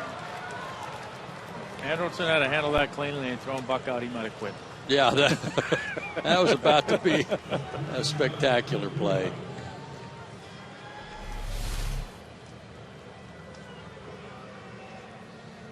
Great effort by Dan, who kicked it over perfectly to Andrelton. He just couldn't pick it up. It's about the same play that Peyton did the other night and broke his wrist.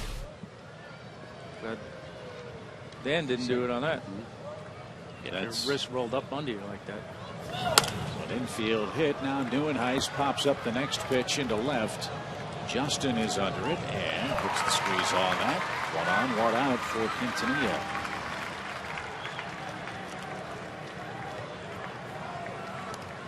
Kind of surprised they didn't bunt right there.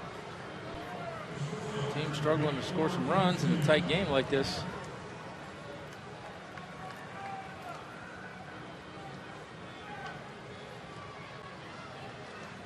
Quintanilla has struck out and walked. The other day there was a situation where Sean Markham was pitching and he was really roughed up a lot in the first couple of innings. And Terry Collins let him hit for himself in the 3rd inning, and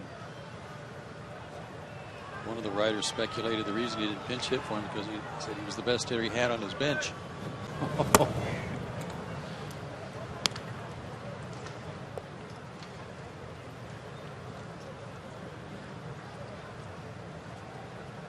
Well, no mercy in the game. Braves have a golden opportunity with the struggling Mets in town for 5 games.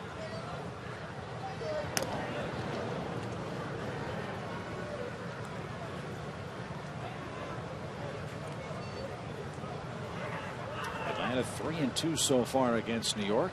Braves 15-6 against the East.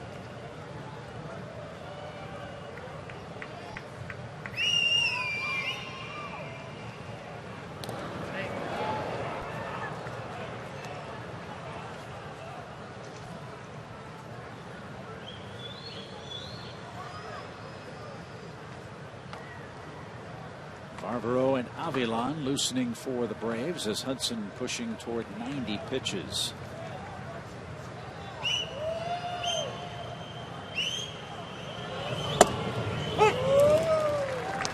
One ball, 1 strike.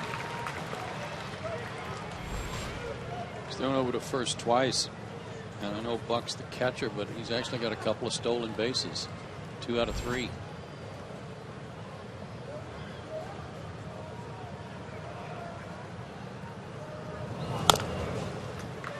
He started red hot for the Mets, did John Buck, their catcher. Really has cooled off since.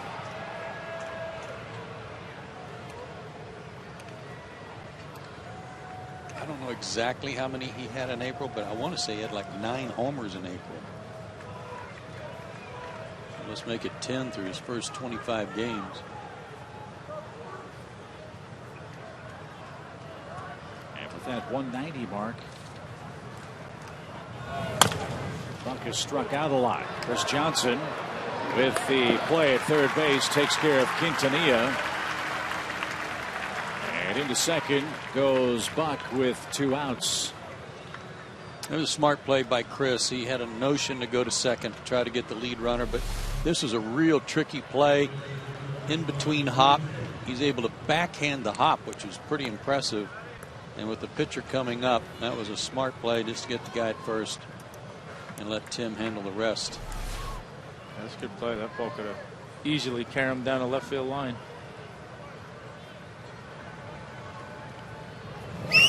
Dylan G takes a ball low. Cardinals beat the Cubs 5-2. They had rain in St. Louis today. Phillies over the Nats 5-4. Reds beat the Pirates. Marlins beat the Diamondbacks in the desert. The Giants lead San Diego 3-2. That one's in the 7th. And a base hit by G to left. Here comes Buck around third. Upton loads up. His throw to the plate will be late. And Dylan G helps himself with an RBI single. Only his 3rd hit of the year, and the Mets have broken through and lead 1-0.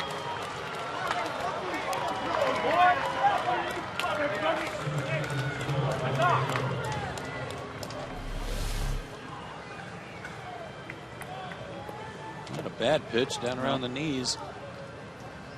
Yeah, no, it didn't quite have that finish on it that Huddy wanted it to have, but still not a bad pitch.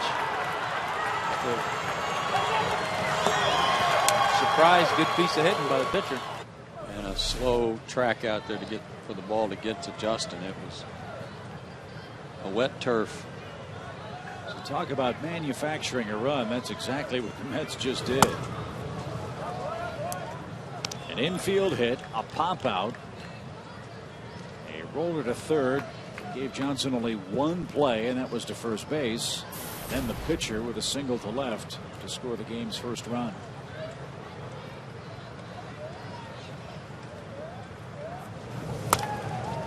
Harris fouls one away. 1 ball, 1 strike.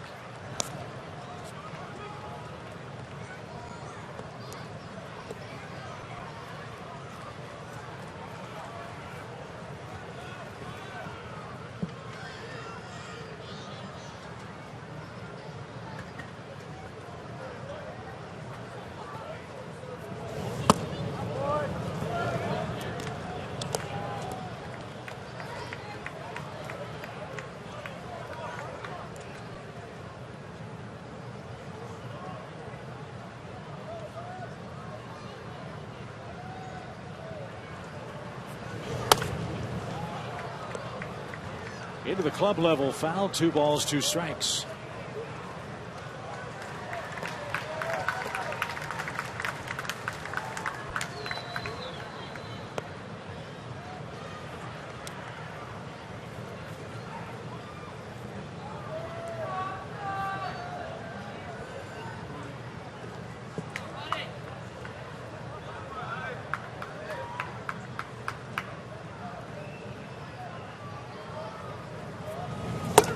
Swing and a miss. Well, let's get Tim Hudson a run. His opposing pitcher knocked in John Buck. As we head to the stretch, the Mets enjoy an early, or I should say late,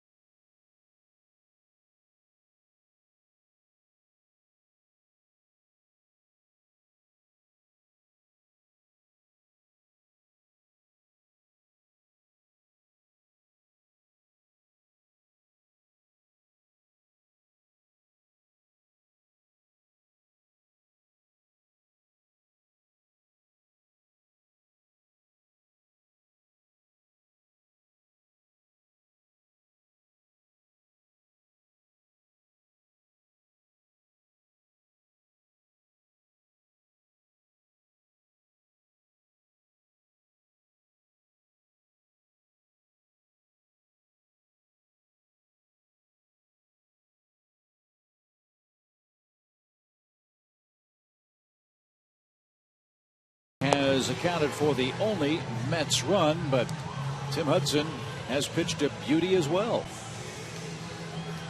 Volkswagen pitching performance for both these guys has been outstanding, and the Braves have just got to figure out a way to get to Dylan G and get in their bullpen, but so far G has been in command. Both guys throwing a lot of strikes, a lot of ground balls, some strikeouts mixed in. It's been a pretty crisp, well-pitched ball game considering a 3+ hour rain delay, and the only blemish so far is that RBI single by Dylan G.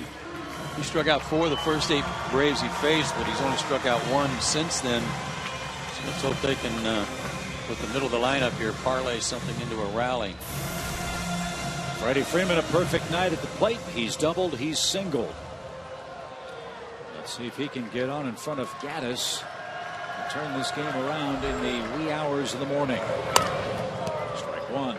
It's turning into a big missed opportunity for the Braves back in the second inning when he led off with that double and never advanced past second. That's the only leadoff man the Braves have had reach tonight. G looking very sharp too. 0-2 the count.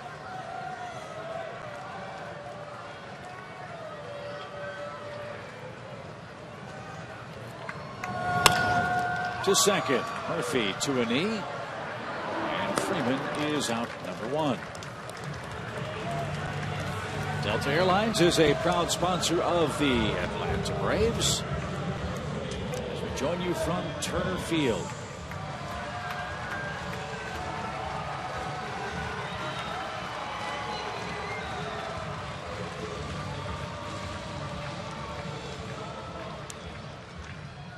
Evan Gaddis 0 for 2 tonight.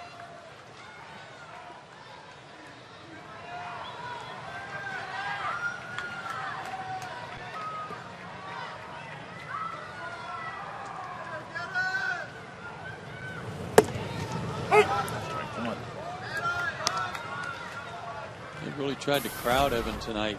Last time up, you might remember they buzzed him inside and he went after the pitch and it broke his bat in half.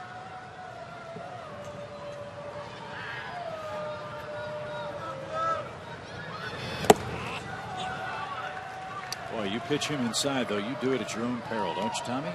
Oh, you absolutely do. I mean, you have to do it. You got to keep them honest in there a little bit, and that may have been their game plan, to do it early, let them know that they're not afraid to go in there. And now later in the game, the rule of thumb's always kind of been you don't get beat on a mistake inside late in the game. So see if they stay pretty much away from here on out. That one was away. 1 ball, 2 strikes.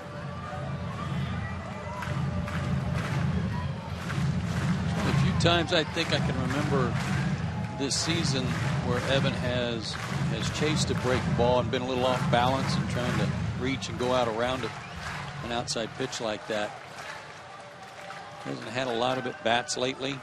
That may be a cause of that.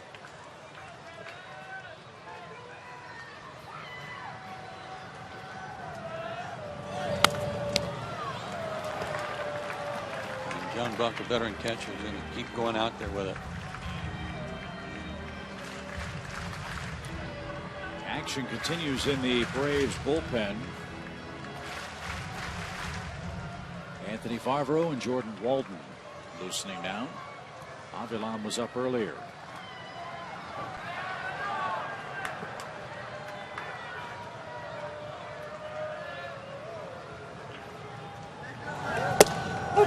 That's a called 3rd strike, and Gaddis knew it. Dylan G has his 6th strikeout and 2 outs in the home half of the 7th inning.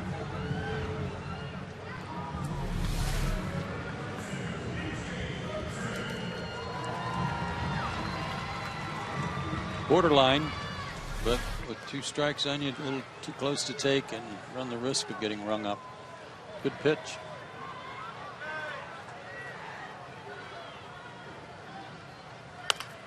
Strike 1 to B.J. Upton, who's 0 for 2. A lot of this damage that B.J.'s been able to exact on some teams has been on pitches down and in. Middle of the plate, in and down, and it's like the Mets are trying to stay away from him, pitch him a little bit like Gaddis. It's a lot of breaking stuff away.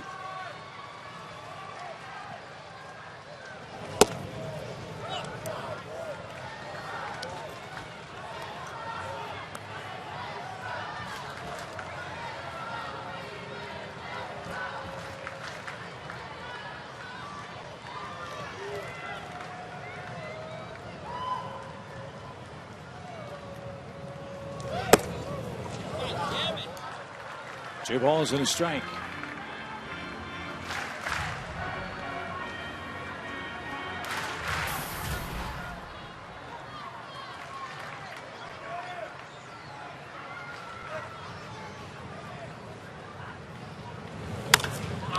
High fly ball, shallow left center. Lagares gives way to Nieuwenhuis, and that'll retire the side. 3 up, 3 down in the Atlanta 7th. Here's the trio coming up for the Mets. That's our Delta on deck sequence. 1-0 Mets.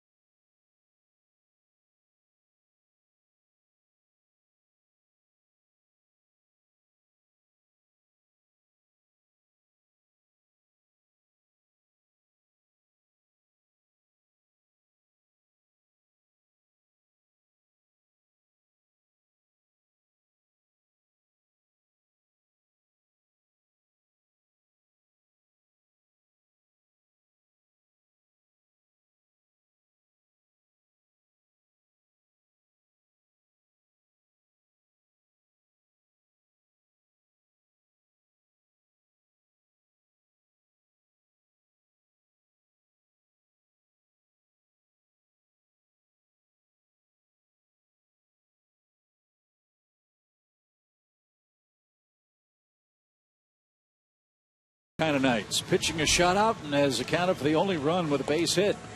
Yeah, he has. I mean, it's been an impressive run for him here in his last few starts, and tonight been no different. Here's how they scored their run. Almost a spectacular play. John Buck single, and then Dylan Jeet helped himself with a base hit to left field, scoring Buck, and that's been the lone run of the game. But yeah, he's been throwing it well. He got a big hit and having a big night thus far. So Tim Hudson will be taken down after 7 innings of 1-run ball. Anthony Barbaro will take over and answer the AT&T call to the bullpen with the 2-3-4 hitters up for New York. Anthony pitched in the first 2 games of the San Francisco series. 2 innings, 2 hits, no runs, walks, or strikeouts. And he's ahead of Murphy. Strike 1. Well, I'll say this. Both starters gave their managers exactly, Tommy, what they wanted in game 1, knowing what's ahead. I was just thinking that going out that inning. Yeah, absolutely. Managers couldn't have asked for anything more starting off a bunch of baseball here in the next couple of days. 0-2 to Murphy. There is a new rule in baseball that when you have a rescheduled doubleheader, that major league teams can add a 26th player to their roster for that day only. And the Braves have brought Corey Rasmus up from the minor leagues. He's in Atlanta today because Gwinnett, I believe, is out of town. And he'll be ready to go and in the bullpen tomorrow, as Alex Wood will start for the Braves in game 1 against Matt Harvey.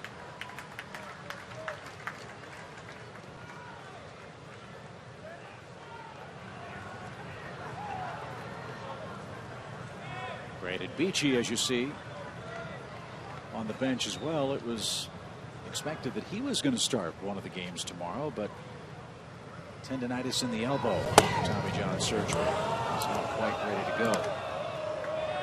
Yeah, it's unfortunate that happened. I know everybody was excited to see him close to getting back, and certainly created a lot of conversation around town as to what the Braves were going to do. So that conversation will be put on hold for a little while, but hopefully Beach will be back out there soon. Murphy pops it up. Simmons drifts out at short. plenty of room for Appleton. He makes the play for the first out. I know in talking to John Smoltz over the weekend, Tommy was referring to his own Tommy John surgery and how he had to battle a little tendonitis once he had gotten 3 or 4 or 5 rehab starts under his belt. So nothing unusual about it.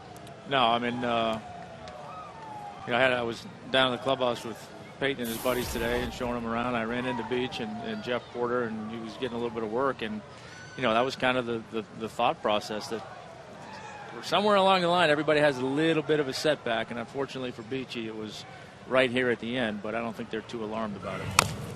Fouled away by David Wright. Let's check in with Tom. Yeah, Chip, one of the parts of Brandon Beachy in his schedule and why it's unknown is he told me today that he wasn't scheduled to pick up a baseball today. He doesn't have any throwing planned for tomorrow. And I asked him if maybe that helped a little bit, not knowing just exactly when they want him back and want him back on the mound. And he said, well, I'm not really concerned about it because it doesn't seem to be a long-term setback. David Wright shoots one toward Jason Hayward, and on the warning track, Hayward gets there. And Wright is the second out. That is the funniest thing of all, fellas.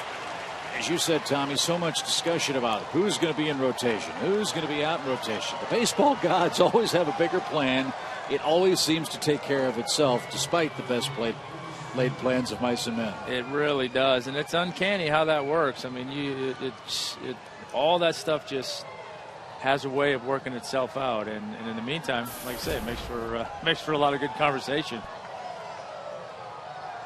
Let's see if the Braves can solve Duda. He's got 3 singles tonight.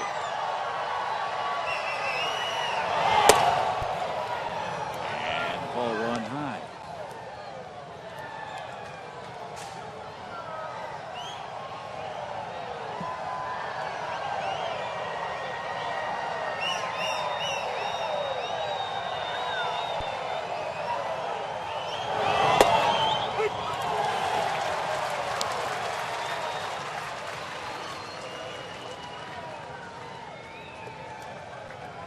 Third of the Braves orders coming up in the bottom of this 8th inning. So you figure 1 inning for Anthony tonight. And he's 1 strike away from taking care of Duda and the Mets.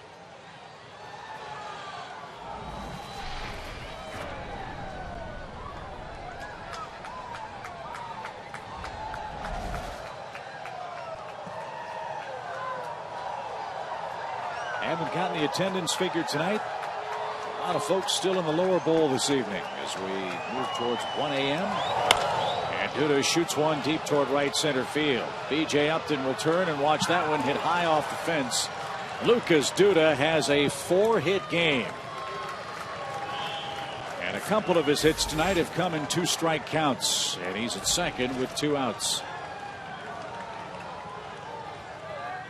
Didn't miss much hitting that one out of here.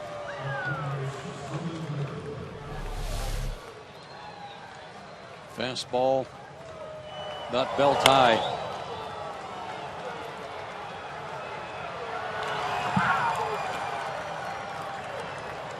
First 4-hit game for Duda since 2011, and the 3rd of his career has come tonight. So Marlon Byrd hits. 2 strikeouts and a double play.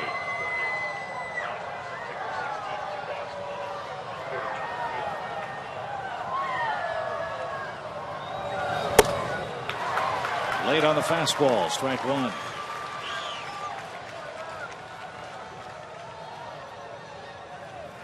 Press box just told us, Chip, that last 4-hit effort by Duda occurred right here. Really?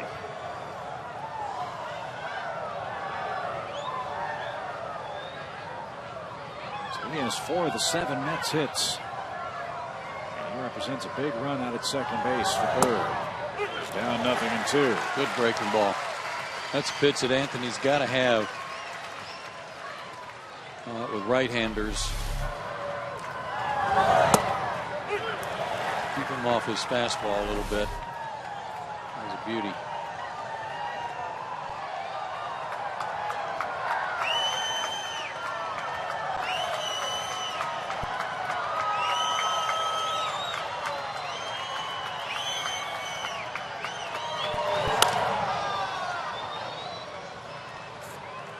96. That's up near the top of what we've seen Anthony fire this year.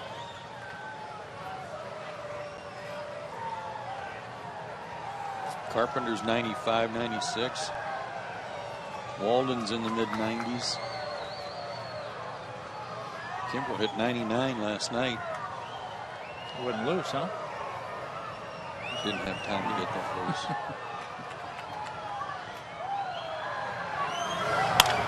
Ground ball deep short. Simmons gloves, grabs, and throws to first in time. Freeman held the bag.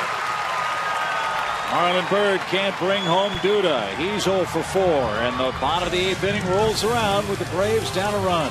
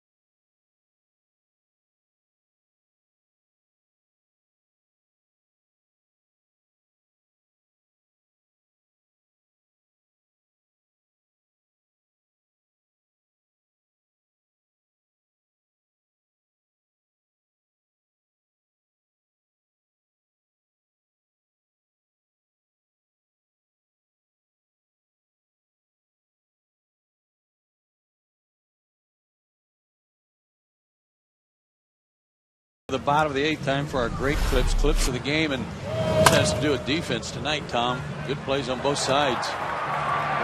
And guys throwing some leather out there tonight on both sides of the field, and in a tight ball game like this, you need those plays, and pitchers appreciate it. Play here by Dan Uggla. Call went the Braves' way. Good stretch by Freeman. And Braves need some lumber. Dan Uggla starts the 8th. He is 0 for 2 with a strikeout. Chris Johnson, then Varvero's spot. Dylan G up to his old tricks against the Braves. He's scattered 3 hits tonight. 2 of them by Freddie Freeman, the other Jason Hayward's 6th inning hit. 22,048.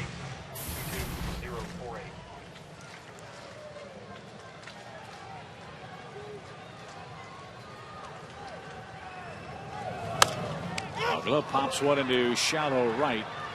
Bird comes on. He's under it. And Uggla is out number 1. Time to answer our AT&T Uverse trivia question. Remember David Wright? All that power, all that speed on the base paths. He's one of 3 current National Leaguers with 200 or more homers and 150 or more steals. Name the other 2. I like your Soriano pick. Okay. And I like your Beltran. I like Beltran, Soriano. I like both those guys. It's unanimous. Let's see if we got it right. Way to go, boys. Rain delay didn't affect us there either. Maybe that's our problem. Our brains work really well around 1 a.m., but 8:05 p.m., no shot. There have been a lot of times where I thought my brain worked real well around 1. Right. Upstairs for Chris. 2 balls, no strikes. Let's see who's grabbed the bat. Jordan Schaefer's on deck. Braves haven't been able to mount much against G tonight, but the problem is if they could, I mean, the good thing is if they could get in that Mets bullpen. It has not been very good.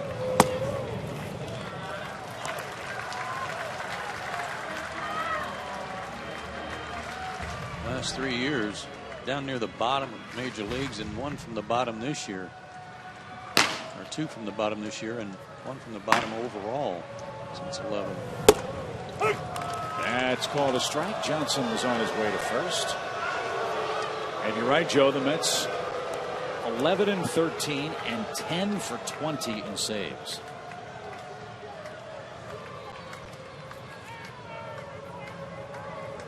Three balls and a strike.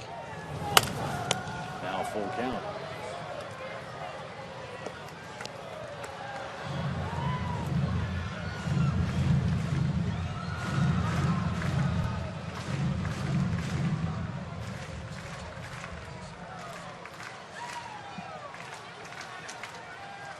Three balls, 2 strikes. And Johnson aboard, represents the tying run.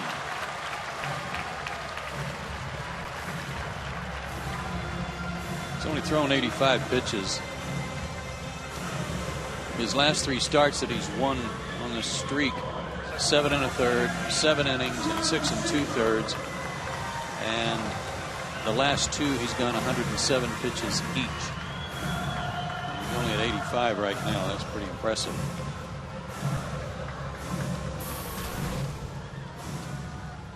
So it's Jordan Schaefer batting for Varvaro.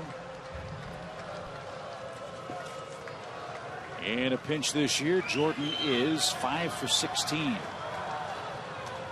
Wouldn't be surprised to see him try to bunt for a base hit here.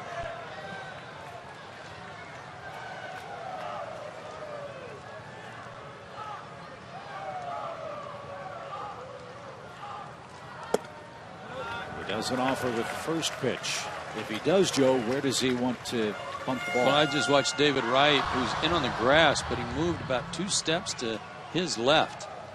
So there's a little space down the third baseline if he wants to go there.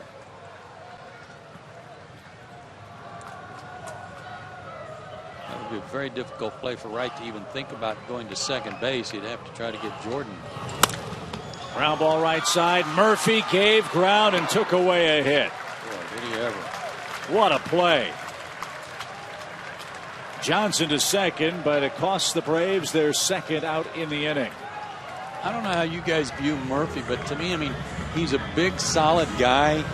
He's not your prototypical second baseman, but he keeps making plays like that prototypical second baseman.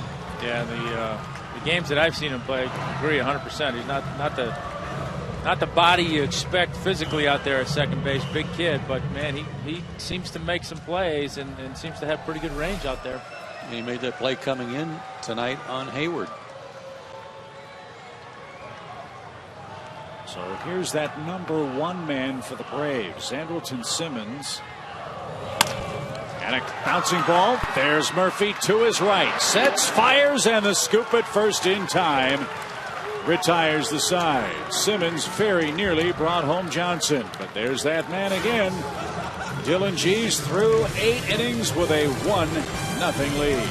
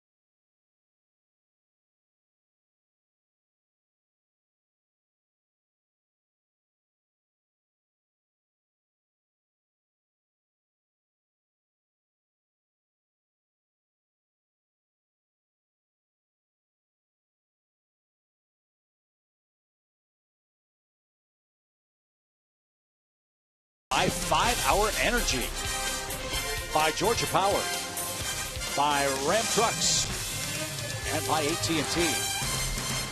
A lot of baseball on this Tuesday, the 18th of June. Of course, this game started on Monday, June the 17th. So as we check in with Tom Hart, get yourselves ready, folks. A lot of baseball these next couple of days with the Mets here in Atlanta. Indeed, Chip, from the It Could Always Be Worse department, I emailed our friends at StatSync to find out the last time a team finished 3 games on the same calendar day. You have to go back to August 23rd, 1996, when the Reds finished a game right here in Atlanta at 1:47 a.m. Doesn't sound so bad, does it? Well, then they had a doubleheader at Florida the same day. Game 1 ended at 6:24 p.m. Game 2 ended at 11:15 p.m. So, yeah, 3 games will end in the same day for these two teams, but at least it's all in the same site. Nobody has to get on a plane after this one. I kind of remember that, and thinking that when Cincinnati left here that late hour, how I almost felt sorry for them.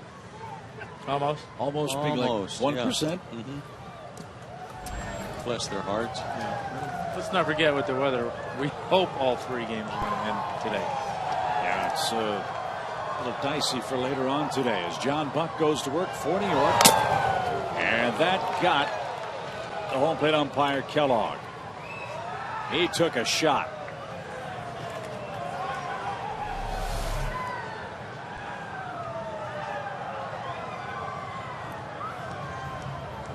Got the side of the mask like on the jaw, like off the mask of Gaddis, and kind of an odd angle to come in and get his mask. A real jolt.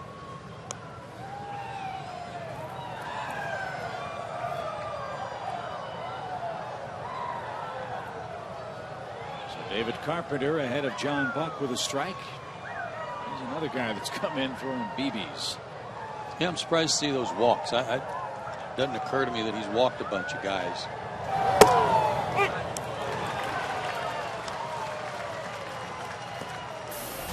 Buck's the only man to score tonight.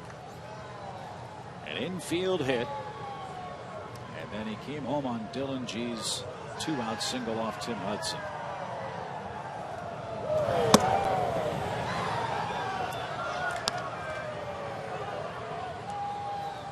Somehow the Braves have to find a way to get Hudson off the hook tonight. Another brilliant pitching performance, but once again, no offensive support. Braves have just 3 hits. Braves have been shut out 9 times already this year. That's tied for the most in the National League with Miami. Miami, that wouldn't be a surprise. But the Mets have only been shut out 3 times.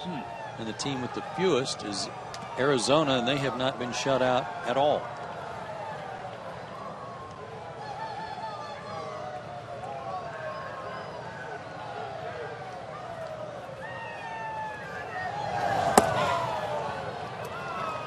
Wow, 98.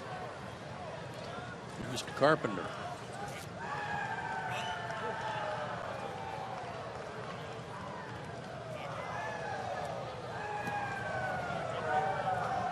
Bottom part of the order, got to keep it a 1-run deficit. I know this guy can hit a fastball, but you can't mess around and afford to mess around and walk him and get another inning started. But he lost him. A leadoff walk for Buck. And Neuenhuis is the hitter. Get after our game. Braves Live is presented by AT&T. We'll hear from Freddie Gonzalez. You see the rest of the menu. 1-0 New York. 4 leadoff men have reached tonight for the Mets. Well, Neuenhuis didn't bunt in this situation last time around, and I'm not so sure that he didn't get a bunt signal. Maybe missed it because it seemed like there was a little bit of conversation going on when he went back to the dugout. But yeah. See if played a little bit differently here this time. On the first pitch. Apparently not. Mets do have the bottom of the order coming up. You've got Quintanilla, then you've got the pitcher. Bobby Parnell is up in their bullpen.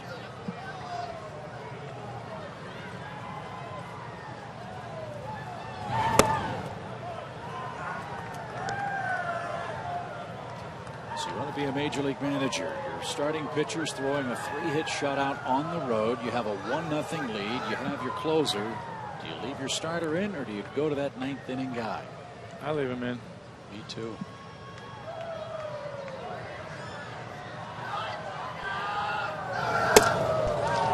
That's low to Neuenhuis. 2 balls and a strike.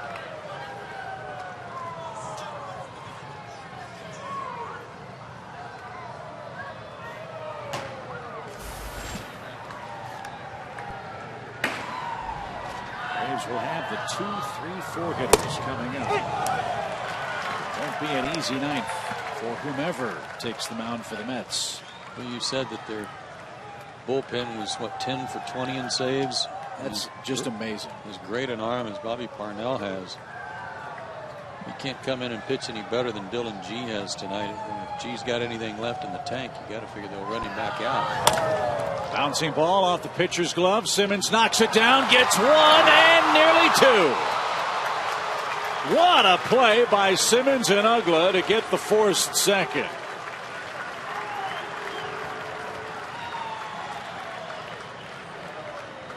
That's 1-6-4 to get Buck, and Neuenhuis aboard safely. Boy, they've done some juggling out there tonight between the two of them, haven't they? While in the air, the flip.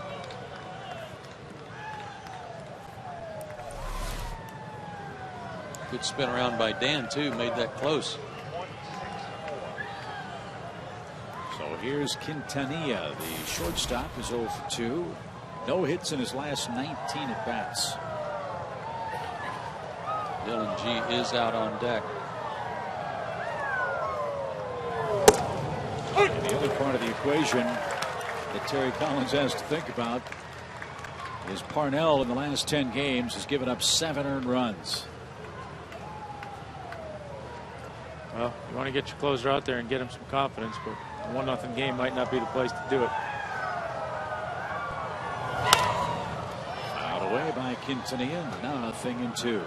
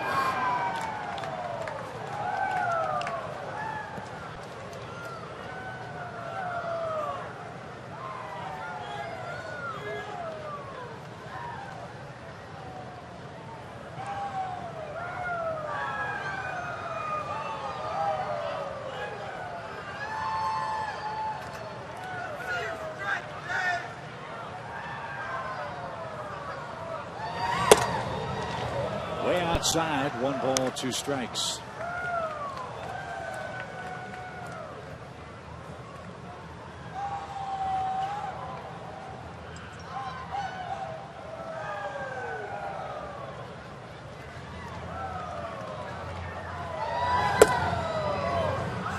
That just missed. There have been games where David's had a good fastball, but I'm not sure he's had as good a fastball as he has tonight.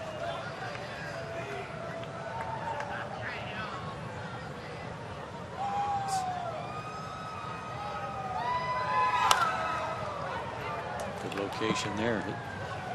He's going to hit the target.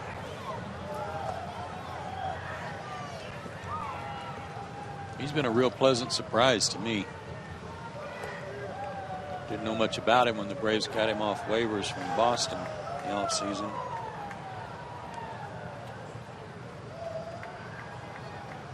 Sometimes those are those moves in the winter. You wonder, what are they doing getting this guy? Well, they can never have too much. Runner goes, and Quintanilla fouls it straight back.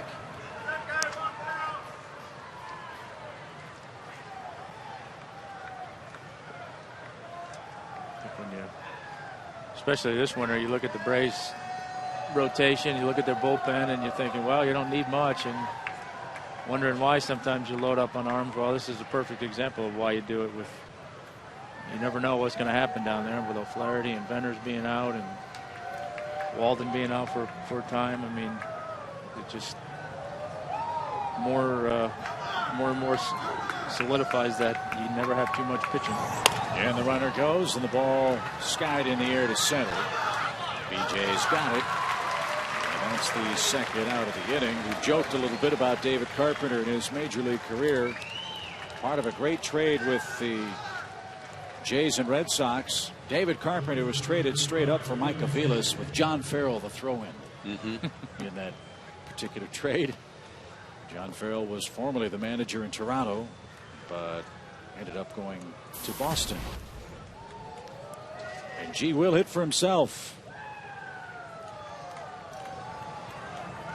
His RBI, the only RBI in the game. It came in the 7th inning.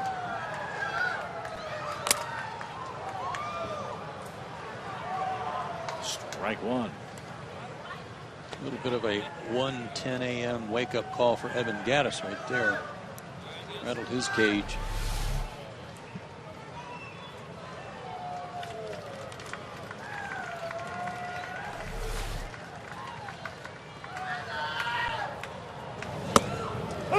Outside corner.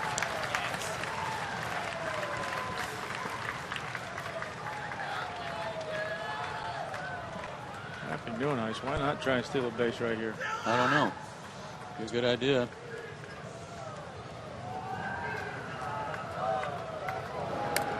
In the middle of the ball game, you don't want to do it because you don't want to run the risk of getting thrown out and have the pitcher lead off the next inning. But the Mets shouldn't be planning on that right now.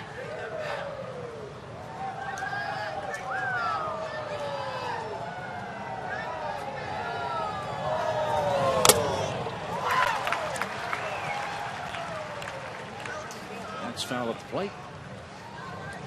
Nothing in 2. Chip says it's because wooden shoes have no spikes. Freddie wants to know if that was an out because he caught it. You catch it or you trap it?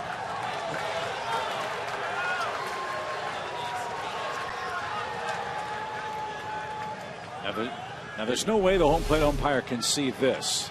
He can hear contact. And yeah, he caught that ball.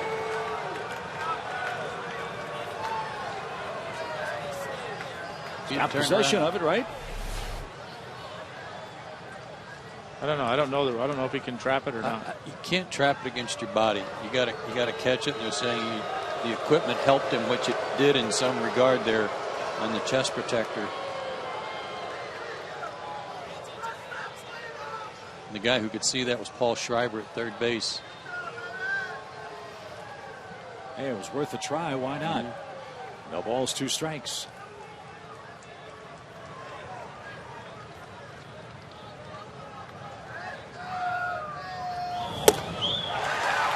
Swing and a miss at 96. Last chance for the Braves. Hayward, Upton, and Freddie Freeman. 1-0 New York.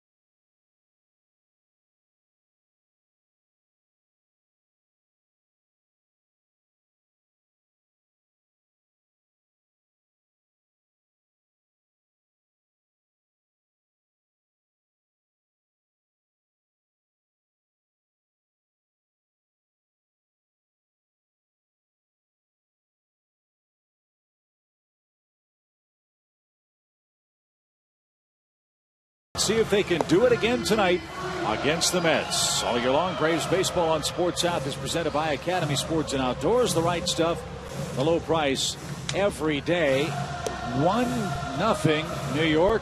Hudson and G pitched beautifully.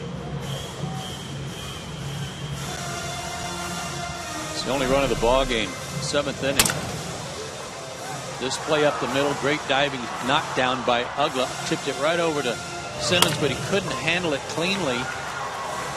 So Buck reached, went to second on a ground out, and scored on this 2-out ground ball single by the pitcher. Who's back out there for the 9th inning. And why not? G has thrown 88 pitches through 8 innings. He starts the frame with Jason Hayward.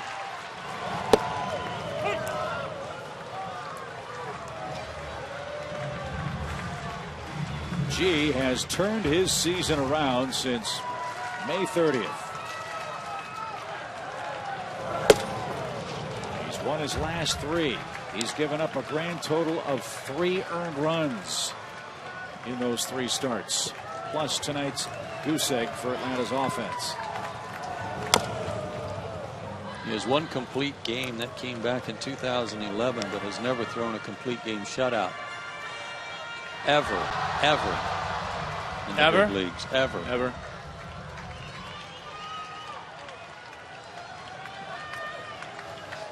He's ahead of Hayward here. 1 ball, 2 strikes. That was around the plate. Good eye. 2-2. Good try though. Good pitch to go to. Got Jason to chase that pitch earlier tonight.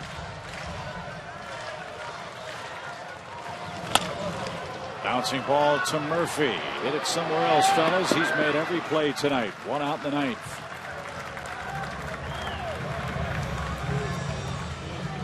Maybe this is a stretch, fellas, but Danny Murphy for me is a poor man's Chase Utley.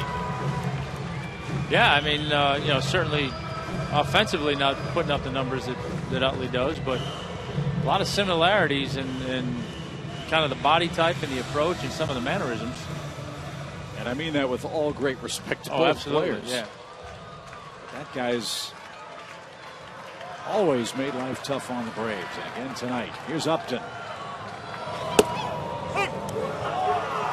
Nice strike. Justin has struck out and popped out to Murphy twice. Has 1 hit in his last 14 at bats.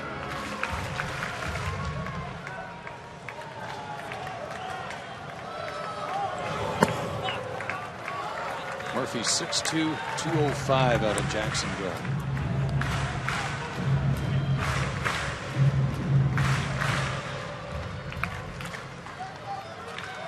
Almost out of that Bobby Grich mold.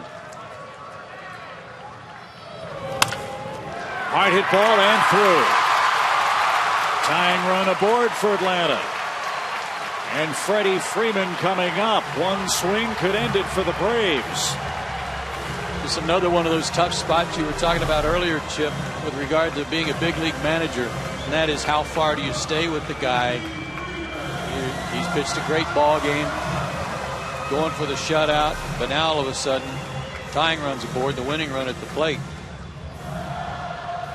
Justin did exactly what you wanted him to do, get on base and give Freddie a chance. As well as he's been swinging it, give him a shot.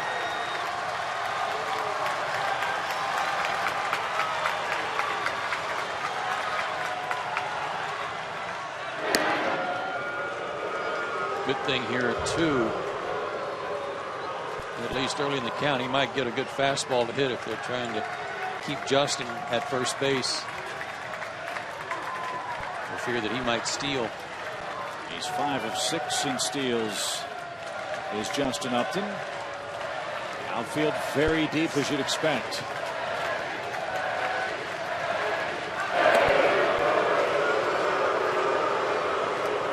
Freeman tonight has hit a ball down the right field line. He's hit a ball down the left field line. He's also grounded out to second. That's outfield. Has him played to the opposite field.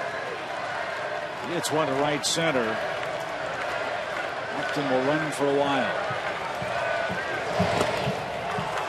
In the dirt, 1 ball, no strikes. Mets' last complete game shutout was last August 31st by R.A. Dickey.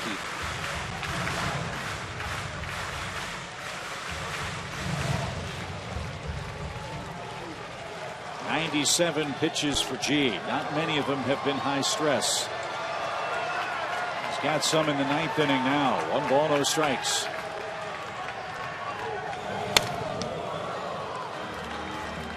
Their outfield playing as they should, deep, trying to prevent an extra base hit that might score Justin Upton from first. But what it also allows, if you're a heads-up base runner, is that you know that any single, they got a long way to go to get the baseball. He's got an excellent chance on a single to go first to third.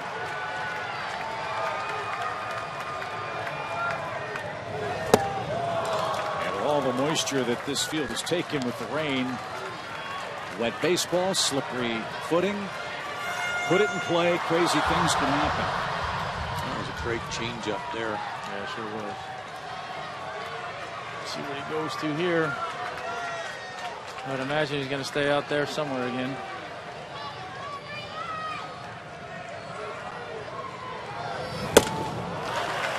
Wasted high or missed high. 2 balls, 2 strikes. Yeah, he almost has to, Tommy, to prevent him, or hoping to prevent him from pulling the ball through the hole.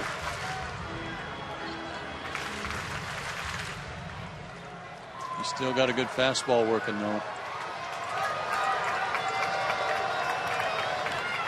And we move in. High fly ball to right. Bird going back at the wall. The Braves have won.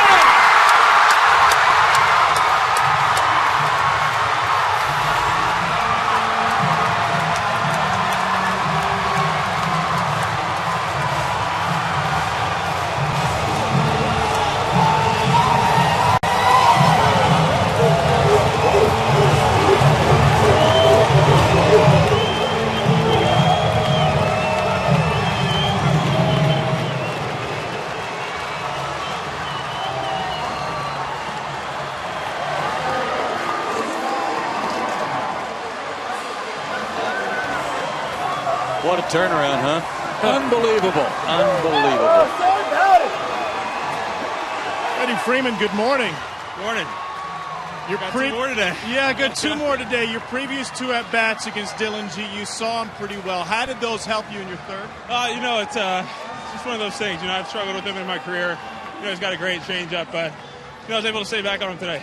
What were you thinking, I don't know, during that 3-hour and 43-minute rain delay about tonight and how crazy this was? They took the tarp off, they put it back on, and it was still 10 o'clock. It's just one of those nights, but we were here, we might as well play, and we went out there and, played a great game, great pitchers duel tonight, but we were able to get the win tonight. Another walk-off for you. That's a second in the last few days. I imagine this never gets old, does it? Never. I love getting dirt in my hair. This is fun. What time are you going to be here in the morning? I'm not leaving. I'm sleeping here. Really? Yep, not kidding. Who's getting breakfast and how many guys are staying over? I think there was like 6 or 7 that was going to sleep here tonight, so we'll see. It's going to be a fun party here tonight. You got your Doris sleeping bag. We'll see you later on this morning. Right, sounds good. See you guys. Thank you, Tom Hart. Boy, oh boy, we talked about it in the 8th inning and again in the 9th inning. You want to be a major league manager, you got to make tough decisions. You live with them, you die with them. And Dylan G, 1 pitch to Freddie Freeman costs him a chance to win this masterpiece game tonight. Well, I think Terry Collins made the right managerial move. I think that's just a bad pitch right there. I said it with Evan Gattis in the 7th inning. You don't get beat late in the game on a mistake inside. And particularly in that situation right there where with Freddie Freeman, you're throwing him a breaking ball coming into a left-handed hitter, down and in. And he did what he wants to do with it. I think, to me, that's the only pitch he's going to win the game on right there. If you throw him another changeup, throw him another sinker, and he hits a base hit to left field, so what? You got to get another hit. That's the one pitch right there they can end the ball game on. And that's what makes Freddie so much fun to watch. Talked about this earlier tonight. He is such a good hitter. He's got the outer third of the plate covered. He's thinking middle away, and yet he was able to adjust on that slider coming right back to him and hit it out of the park. So the Braves get Tim Hudson off the hook. David Carpenter wins it. Dylan G the loser, and the Braves win a 1-run thriller again.